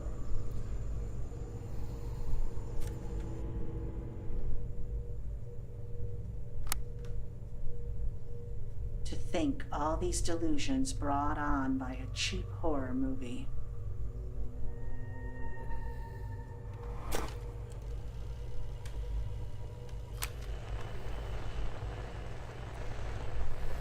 Damn it, I knew it.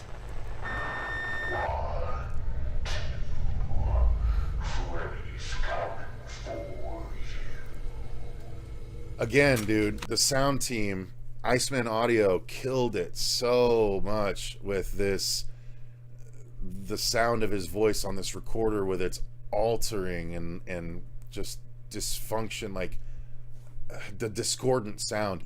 And the cool thing is, if you see here, these are like real notes that she made, and when she pulls the pen off, like you hear the voice, she pulls the pen off and it says Freddy with a question mark. So it's again, just little touches. I love little touches like that. This pad, by the way, is one of the screen use props that is going to be put up on the campaign. I know it's not much, but people are interested. This pen, this pad, this recorder are all going to be screen use props that are going to be available on the Indiegogo campaign within the next few days. So if you guys like the film and you want to own a piece of it, all of this is going to be available. All of it is going to be available, including the clothes, the bloody clothes of certain people. So listen. So again, back to the twisted sounds of the recorder here. Listen to the 1-2, because it's It's just the beginning, but it's so good. It sounds so creepy. Freddy's coming for you.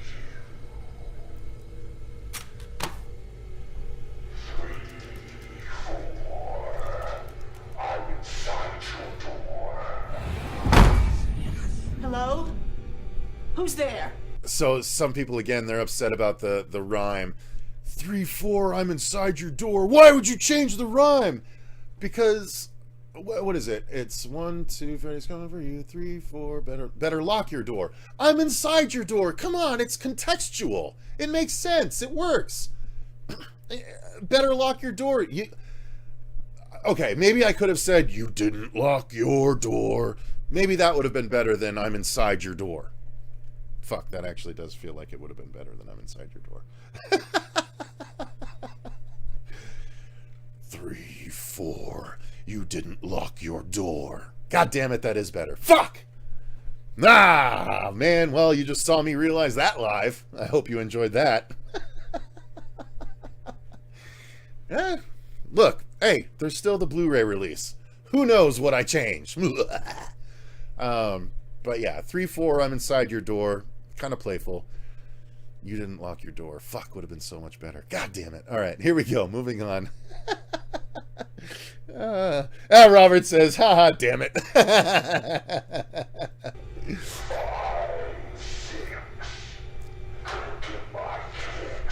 Gonna get my kicks, because grab your crucifix. Fuck, that's not a thing anymore. I will take it back. Obviously, 2.5 hours ago, I said there was no need for a crucifix, and I guess holy water did help put him down in the third one, but it didn't keep him down, and it wasn't specific. I mean, they put the cross on the head, and it showed the cross, but that didn't, that was, first off, that was a cross, not a crucifix, right? Because there's a difference.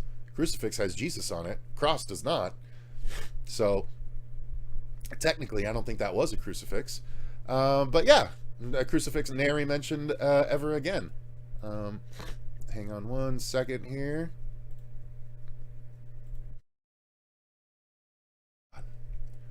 I just had to do a nasty sniffle and I didn't want you guys to have to hear it, but oof.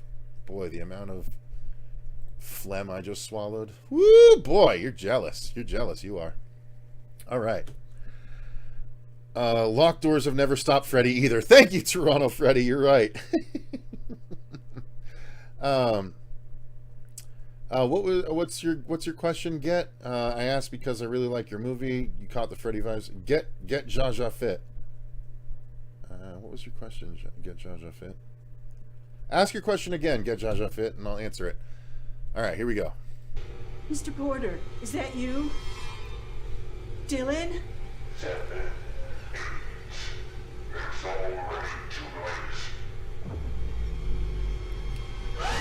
You know, I actually haven't read the rest of her notes there.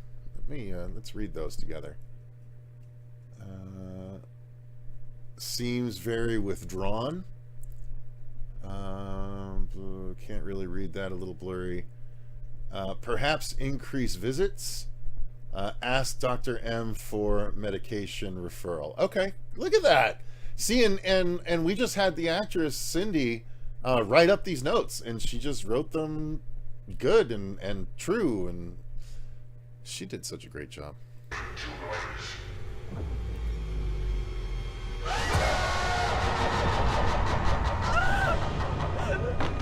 That was a gag that doesn't land for some people, but I liked it.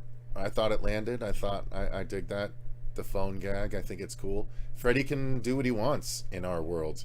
He has at least that much power. He doesn't have all of his power, right? So he can't do everything yet. He can't manipulate reality yet. But he can fuck around with shit right now. And that's what he's doing.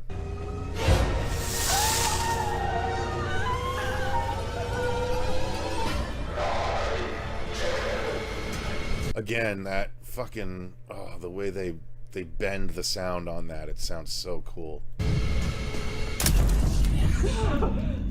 That, by the way, that was me smashing that. We had one try for the smash because I didn't want to smash. We had 2 recorders total. One of them was busted. The other one actually worked. So I didn't want to smash them both. I wanted to smash the busted one. So we had one attempt to smash it so that it smashed like on camera and smashed good. And I think we got a good one. It smashes all the way down the line under the table. So check out the smash.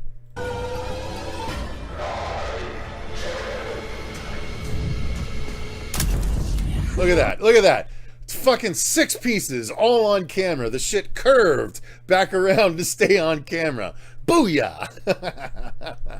It's so fucking cool. Watch that shit. It's so good.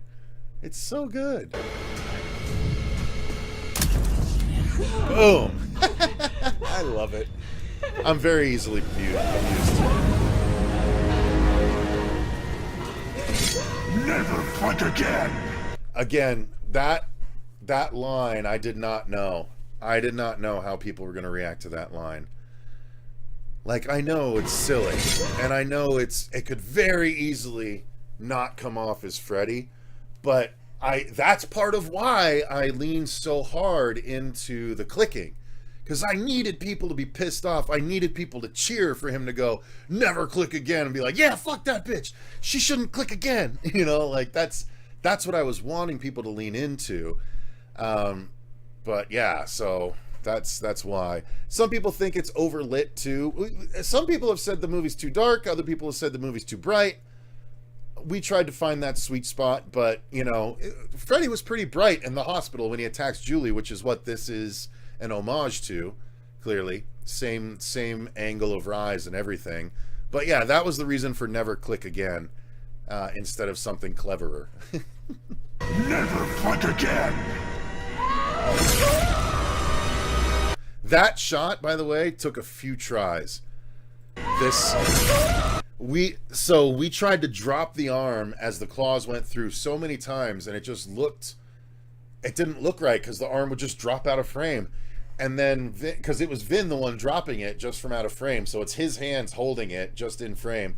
And the last one, he just did a little flip. He just tossed it up, and the little flip sells the cut so much. Look at this. The little flip is what sells it. Never fight again. Right? Because the arm flips like that, it feels so much realer than if it just dropped out of frame like we did it the first few times. And now this was one of my money shots. Again, I've had a number of people that I've seen reviews talk about how they think this looks cheesy. Call me cheesy. You know, what can I say? I wanted to do this. I love the idea of this still to this day. Again, this is the second...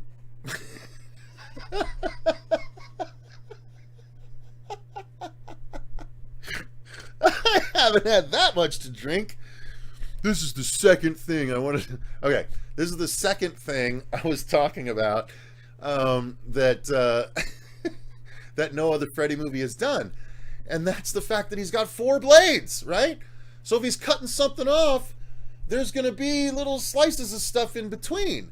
And so that's why I wanted to make sure Nora created arm sushi. That's the arm sushi right there on the left. Literally, right? Because it's Freddy's claws. He's got 4 blades. There should be sushi pieces. And some people called them like Swiss rolls, which was funny to me. I get it. But we were very happy with how they came out. They're so fucking cool. I saved one specifically for me because I want to put it in like a box of resin and put a plaque on it that says Dr. Sylvie's Arm Sushi and have Cindy sign it and everything. Like, I have one because I love the arm sushi so much, because that's the fuck, why wouldn't that be there? Freddy cuts shit off all the time. There should be extra little pieces. So I was very proud of it. Now, the fun thing is, we did this twice because we had the carpet twice. So we bloody up the carpet on one side, and then to do it again, we spin the carpet around so we can do it again, and the blood is way back there, but you just can't see it. So this was the first drop, and the sushi dropped so good. It looked so good, but the blood squirt was not as good. The second drop, the sushi wasn't as good. The sushi drops behind the arm, but the blood squirts are so good. So I used both. So I use the good sushi drop for the first angle, then we cut back to her screaming, and then we're the second shot where the sushi bits have dropped behind the arm, and now the blood is squirting the way that it should be. By the way, we know the blood is squirting the way that it should be because our boom operator, the big, beefy, bearded dude at the end of the hallway before we get to Miko that I mentioned earlier, he also is a doctor, like a straight up doctor. And so we would consult him like, hey, what would the blood do? And he's like, it would actually like do heavy sprays as like the heart was beating. And so that's why the second shot here, you see it's spray, spray, spray, because it's supposed to be in line with her heart beating. We did not, the spray was not on the first one. It was just like a squeeze, and it just was like one little line of blood, and it wasn't nearly as impressive. But again, the sushi dropped better. So again, watch it together. It's two different shots of the arm dropping, but we get the best of both worlds. Never fight again!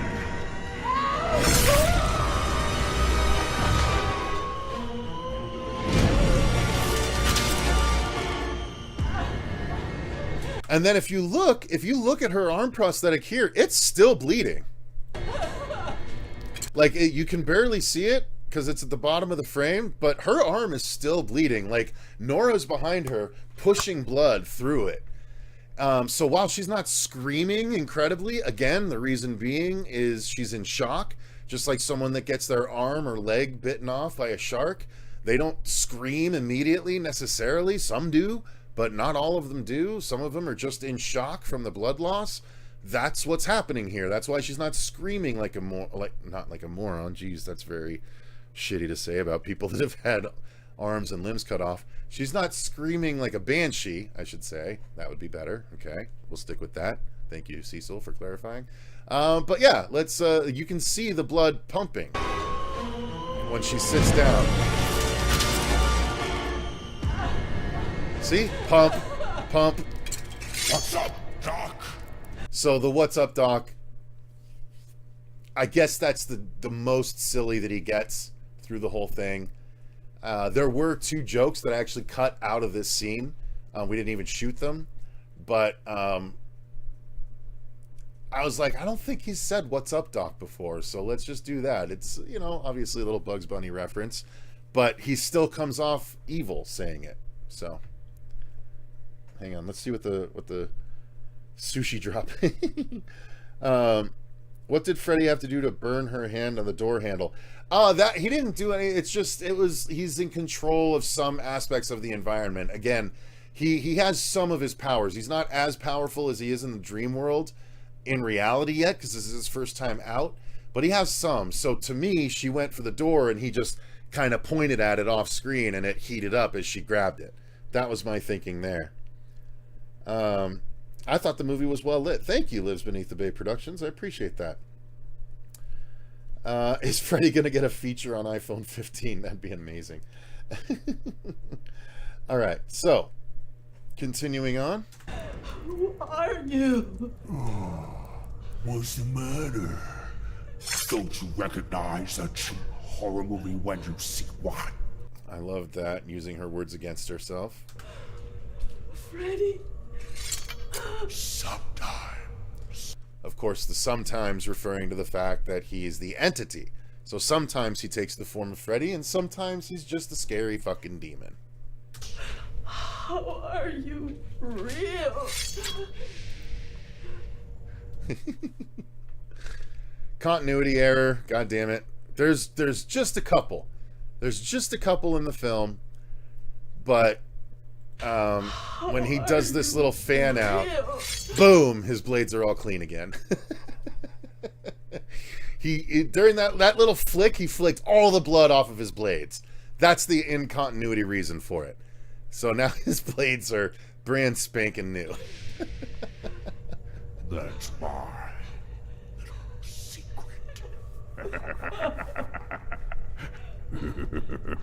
See, I think that second laugh might be one of the laughs I could pull out and people wouldn't care that much. This maybe a little too much.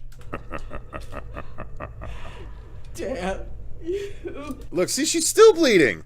The arm prosthetic is still bleeding. Does everyone notice that?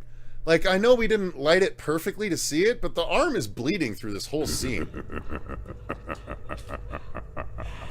Damn you. Oh, they've tried. Not enough people have brought up the damn you, oh, they've tried either. I like that line too. No, I'm not saying not enough people have brought it up. Like, not enough people have recognized my genius. Christ, now that I say it out loud, it really sounds terrible. No, I'm just saying, you know, there's some things that not a lot of people have mentioned yet. And see, now the blades are dirty again. All right, look, can't win them all, right? Time's up, Doc. See, to me, this, look at that. Look at that. That is Wes Craven's New Nightmare Freddy fucking bang on, but with a better face job. Like, I'm sorry. That this pose, that is New Nightmare Freddy. Like, that is so good. He did such a good job, even with, like, the barrel chest look. Dude, that freeze frame is dope. I love this freeze frame. I haven't actually frozen on this frame before, but I always wanted to, because that lean back with that barrel chest with the fucking sweater and the hat and the coat, like, it all just blends together so well, dude. It looks, and his looking down at her with the sunken eyes.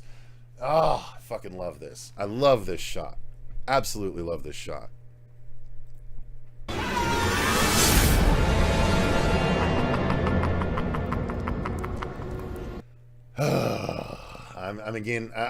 I'm here as a filmmaker. I'm here as a filmmaker, and I'm not perfect. Obviously, we're not perfect. There's one little thing. I need to either add a sound effect or zoom in, but again, pointing out the flaws. Now, none of you guys are never gonna not see it, but his pinky shifts just a tiny bit here, right there. It just shifts just a tiny bit. And if you're not, you know, most people are focused on the top 3 blades here, but that pinky blade shifts just a tiny bit. And so I need to either sell the shift with like a squelch, like he's moving it inside her, because what it is it's a nubby blade. It's this right here. I can literally show you. Again, part of the problem is that the gloves weren't made for functionality. So the last time we used it, one of the blades broke off, but this is the nubby blade. So it's nubby because literally the top parts of the blades are cut off because we had to make it look like she was stabbed. And so one of the blades shifts at the last second, which obviously wouldn't happen if you've impaled her unless you're really strong and stuff. But yeah, so that's the nubby blade that we used right there. Hey, you know, we're here to give you the inside poop on everything, right? So I can't just tell you about the good, I got to tell you about the bad too. It's not that bad though, right? It's not that bad.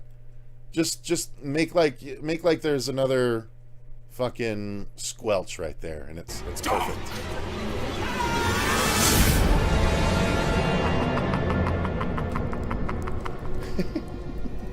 Robert hates that I told you guys about that. Robert hates the blade moving. He hates it so much, and now that I mentioned, he's like, you son of a bitch. Look, there's only 100 people watching, Robert. Only 100 people know about it. Just 100. But he pulls it out so fast, you can't tell that it's the nubby blades. They look really good there. So we did a version where we actually zoomed in so far that you didn't see that blade shift. But the problem is, this part, you were so much closer on the faces that it didn't feel like there was room to breathe and enjoy the moment like there is right here. Good talk. I love that. Again, that's the slight dip into Silly Freddy, but not like, it's not Silly Freddy, it's Mean Freddy, and he's funny because he's so mean. That's the farthest I wanted to go with making Freddy funny, which is part of why I eliminated 2 of the jokes. So I can tell you those 2 jokes now. So one of them was right after he cuts off the arm. Originally, it wasn't Freddy, and he says sometimes. Originally, she says Freddy, and he says, "That's right, Doc."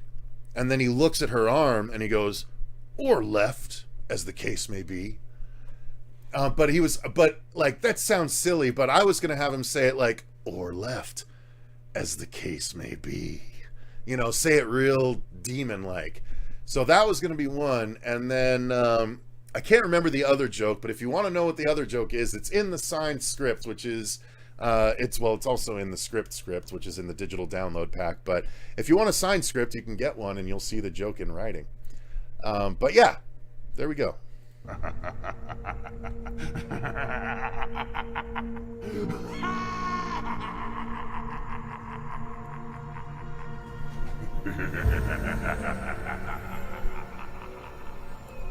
So I think that might be the other laugh that we could lose.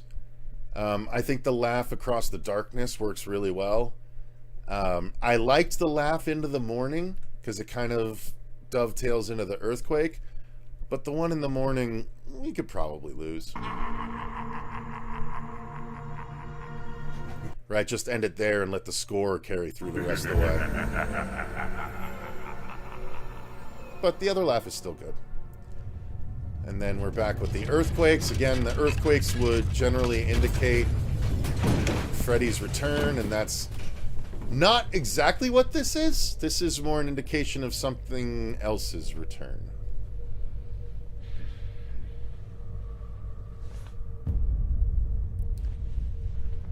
See, I think if he had said "good talk, bitch," I think that would have been pushing the line just a little bit too far, Toronto Freddy. Respectfully. Oh, really? I saw someone put this shot beside the same exact shot in New Nightmare. You guys flat out killed that shot? Ha! I didn't know that. That's cool. I would love to see someone put that side by side. Maniac Pictures. Congratulations, Cecil. We greatly enjoyed this. Thank you. It's sadistic, says Steven. Thank you. That's the point. You know, Freddy's sadistic nature is what makes him funny to me. He doesn't need to be jokey. He can say fucked up shit, and you laugh because it's so uncomfortable. And that's the point.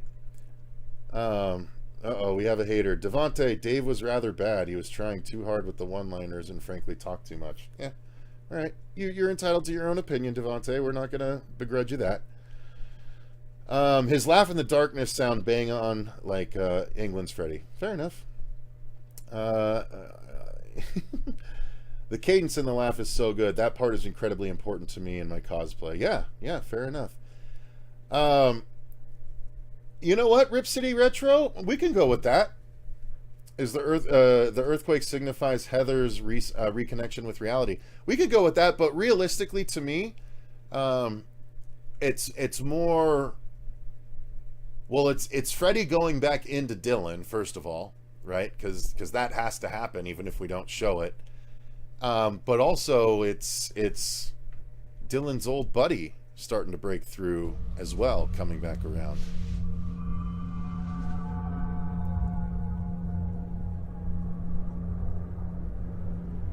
I love this shot, by the way. This shot was a fun one to come up with. I was like, I want to do a single shot where we push in, he grabs the pen, we follow the pen up, and we have a nice medium on Dylan as he drops it out of frame and then looks back over.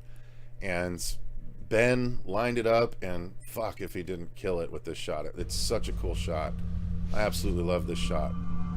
Not this one, the next one. I mean, I love them all, but... Follow it up.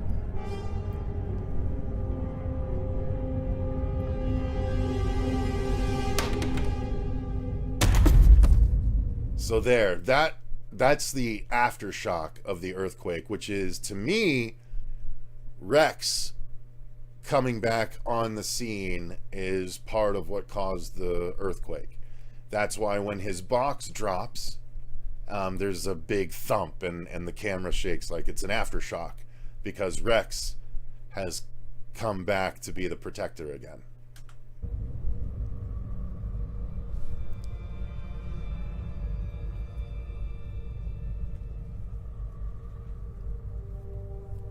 Lamp. It's so funny, this box, you guys, it says lamp. This is actually an Easter egg. Guys, the box that says lamp is an Easter egg. It is, though, because what Miko actually brought was his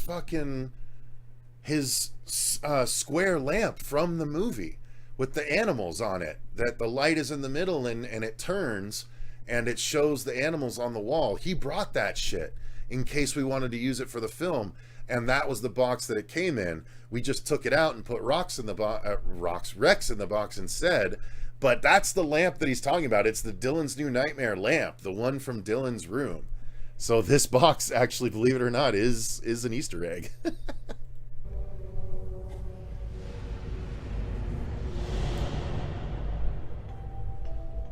And I love this.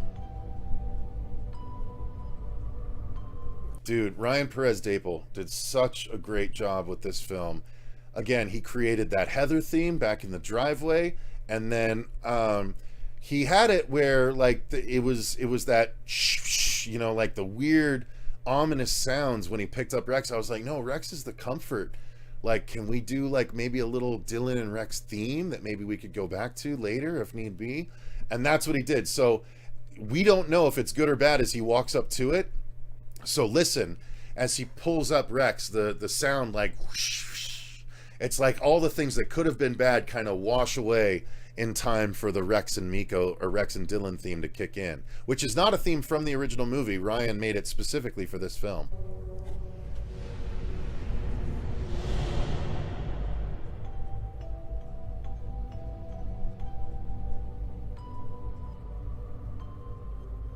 God, it's so good. It's so good, and it's timed so beautifully.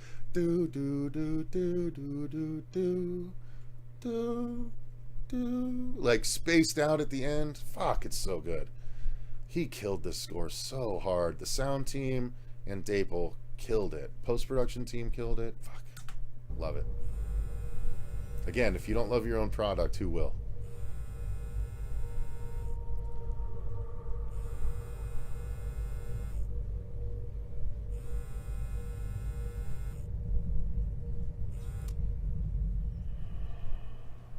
And again, that I purposely asked them to, because they had their sound design, their creepy sound design carry through the phone call. And I was like, no, this is meant to be her.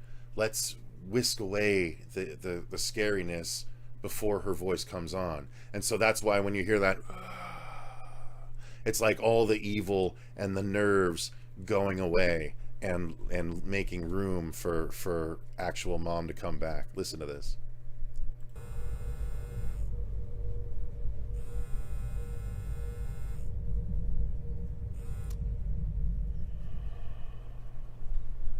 Hello? Billy?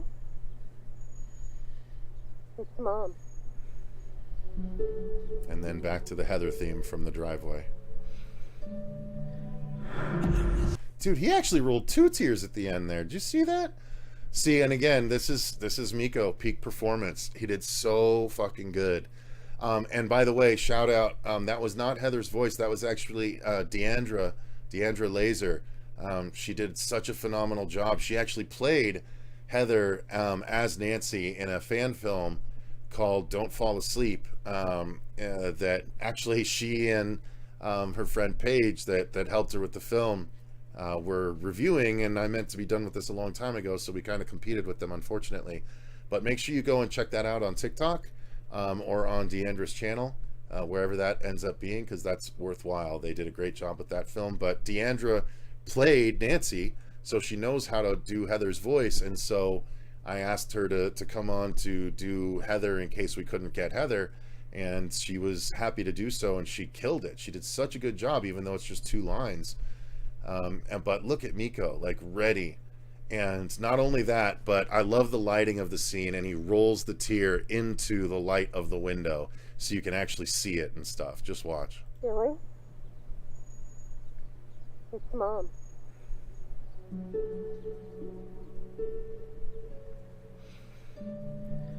Oh, it's so good.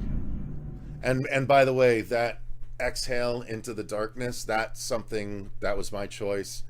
I wanted to do that and echo into the darkness, as the end. As unsatisfying as it is for some people, it's very satisfying for other people. Specifically, real big fans of New Nightmare have liked this because it's been emotionally impactful enough to justify the end. Vin agrees with a lot of you guys. He well, at least once upon a time, he thought that we needed more of a punchy ending than this, and I fought to keep it this way. I think that this emotionally fits the film, and it's how I want the story to be represented. I could have manufactured a bigger ending or a more ha ha ha ending kind of thing, but that's not what it was about. To me, it was about the emotion. Like this, people say nothing happened, but Dylan has an arc in this. You know, it's a subtle one, but it's there.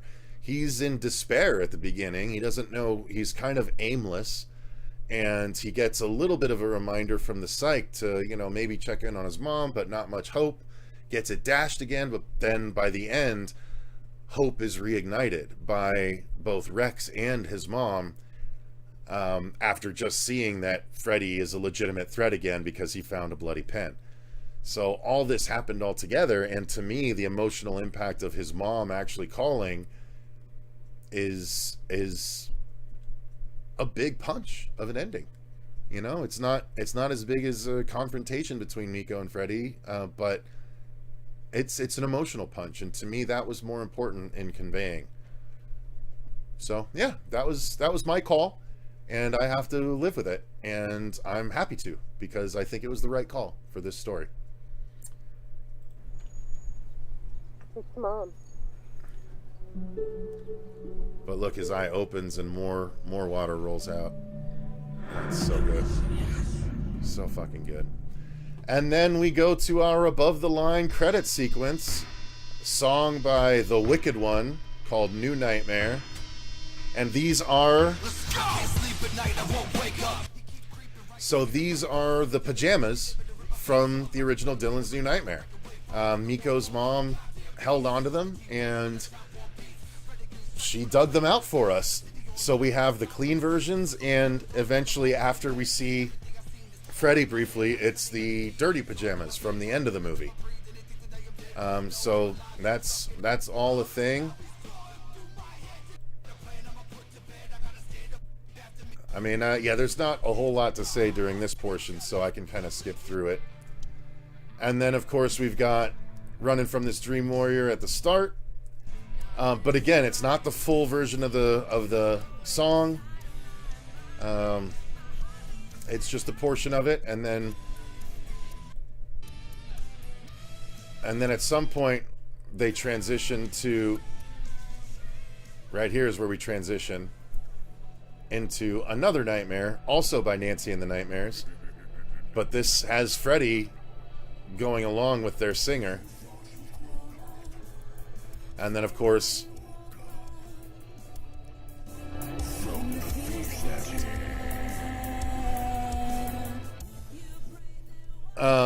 it's really fun. And again, some people think the credits are too long, but we had to get through all the people, and I wanted to make sure it wasn't, you know, 3 columns where it was just rushing through everyone. And so how was I going to make the longer credits interesting? I was like, well, let's put behind the scenes stuff there. I like the idea of behind the scenes. I always enjoy that when films show that, you know.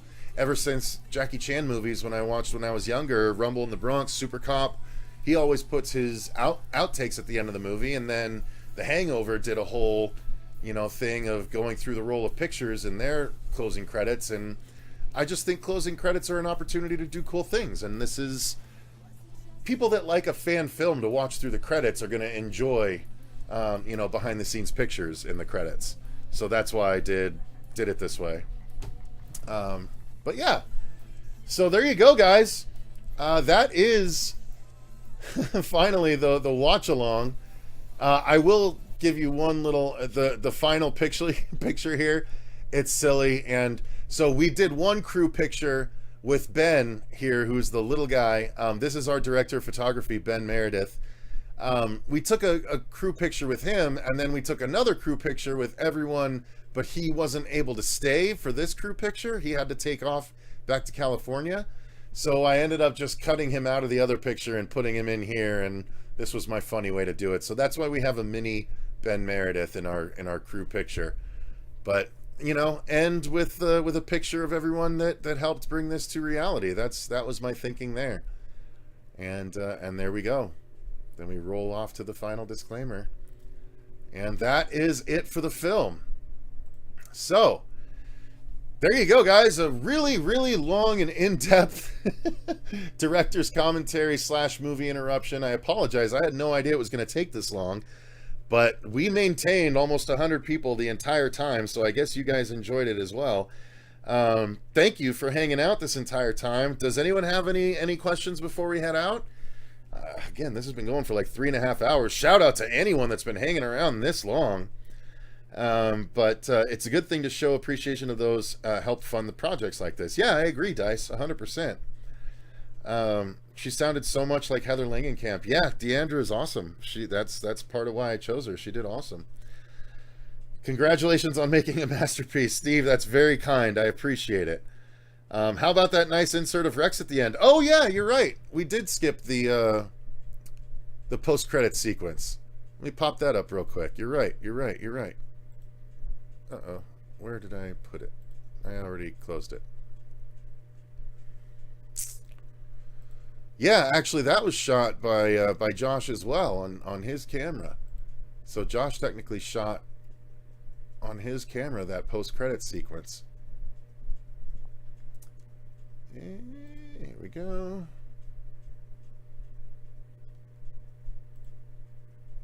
All right, and pop that back up. So yeah, the mid-credit sequence. Thank you, Josh. Totally spaced on our mid-credit sequence.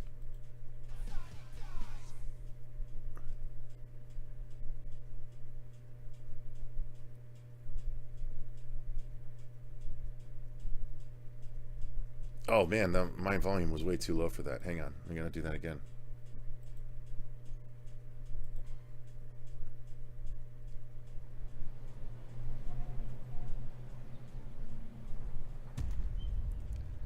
Again, he carries some weight with him, but that's just basically Dylan putting him back on guard duty on the bed. So Rex is back on watch. That's what that's intended to say. So, there you go. Thank you, Josh, for the reminder of that. I did space that out, skipped right over it during the credit sequence. But there you go, guys. I was stoked to see it made the cut. Yeah, absolutely. I knew I wanted it. Like I'm, you know, some people don't like the marvelness of a mid-credit sequence, but I enjoy it. Never thought I'd have my name is in this. Never would have thought my name would be in a Freddy film. Of course, Toronto Freddy. I appreciate your support. Oh, is okay. Well. So yeah. Okay. All right. Well, we don't need to go into all that. Yeah, all right. I know there's people that didn't enjoy the work, and they didn't enjoy the work, and that's that. So, no need to get into something crazy in the comments here. I did watch the fan film of The Last Nightmare of Detective Coleman. The guy looks just like Robert. The glove coming out of the bed reminds me of the wall scene in the original film. Yeah, they did a good job with that film. All right, so thanks very much, you guys. Let's go ahead and close this out as the comments are getting a little nuts. As a fan, I'm really glad people like you are making Freddy come back to life again. Well, I appreciate that, Nightmare Demon 13. God, I love the internet. Thank you very much. I mean, I'm Horror Show 666, right? So I can't say anything. But thank you guys very much for joining me for this. This was a ton of fun. I had fun sharing this with you guys. Again, I do plan to do a separate commentary with Vin, Miko, and Dave at some point. If not, maybe Ben and Ron and Cindy. Maybe, you know, depends on if everyone has time. And again, it's only a 30-minute movie, and that's a lot of people to talk all at once for a 30-minute movie. So I'm trying to figure that out, but I just wanted to do this separate because I had a lot to say, and I didn't want to take up everyone else's time to say it during the next commentary. So thank you guys very much for watching. On the channel coming up, we're going to be doing a review of The Nun 2 this weekend. I'm going to be doing a trailer reaction roundup probably tomorrow, because we are so far behind and there's a bunch of trailers that came out that I want to see, but the Thanksgiving trailer drops tomorrow, so I will likely just add that into the mix and do the trailer reaction roundup tomorrow or something, maybe sometime this weekend, if not tomorrow. But thank you guys very much for watching. If any of you want to contribute to the campaign and get yourselves a Blu-ray or a t-shirt or a poster or any of the screen use props I'm going to be putting on in the next couple of days, click that link in the description box for the Indiegogo campaign. Thank you very much to all of our patrons for supporting the channel. I greatly appreciate you. And thank you once again to everyone that has supported and watched and rewatched and shared Dylan's New Nightmare. We can't thank you enough. It's been a hell of a ride already, and we're just getting started. So thank you guys very much. And until next time, I've been Cecil Laird. Let me just check the comments one more time because I can't help it. This was an awesome experience. Thank you for sharing the BTS and Easter eggs. I appreciate it, Grizz of Gore. Thank you. Let's see. Thank you, Cecil. Had a blast. Would love to see you and Miko and Dave chat. Absolutely. That's the plan. Yeah, no, I understand. Look, Devontae has his opinions, you know. Whether he's a fan of Dave or not, that's fine. He can still have opinions on the film, and we're accepting of it. You know, we're not talking about anything that may or may not have happened in the past, so let's just leave that for now.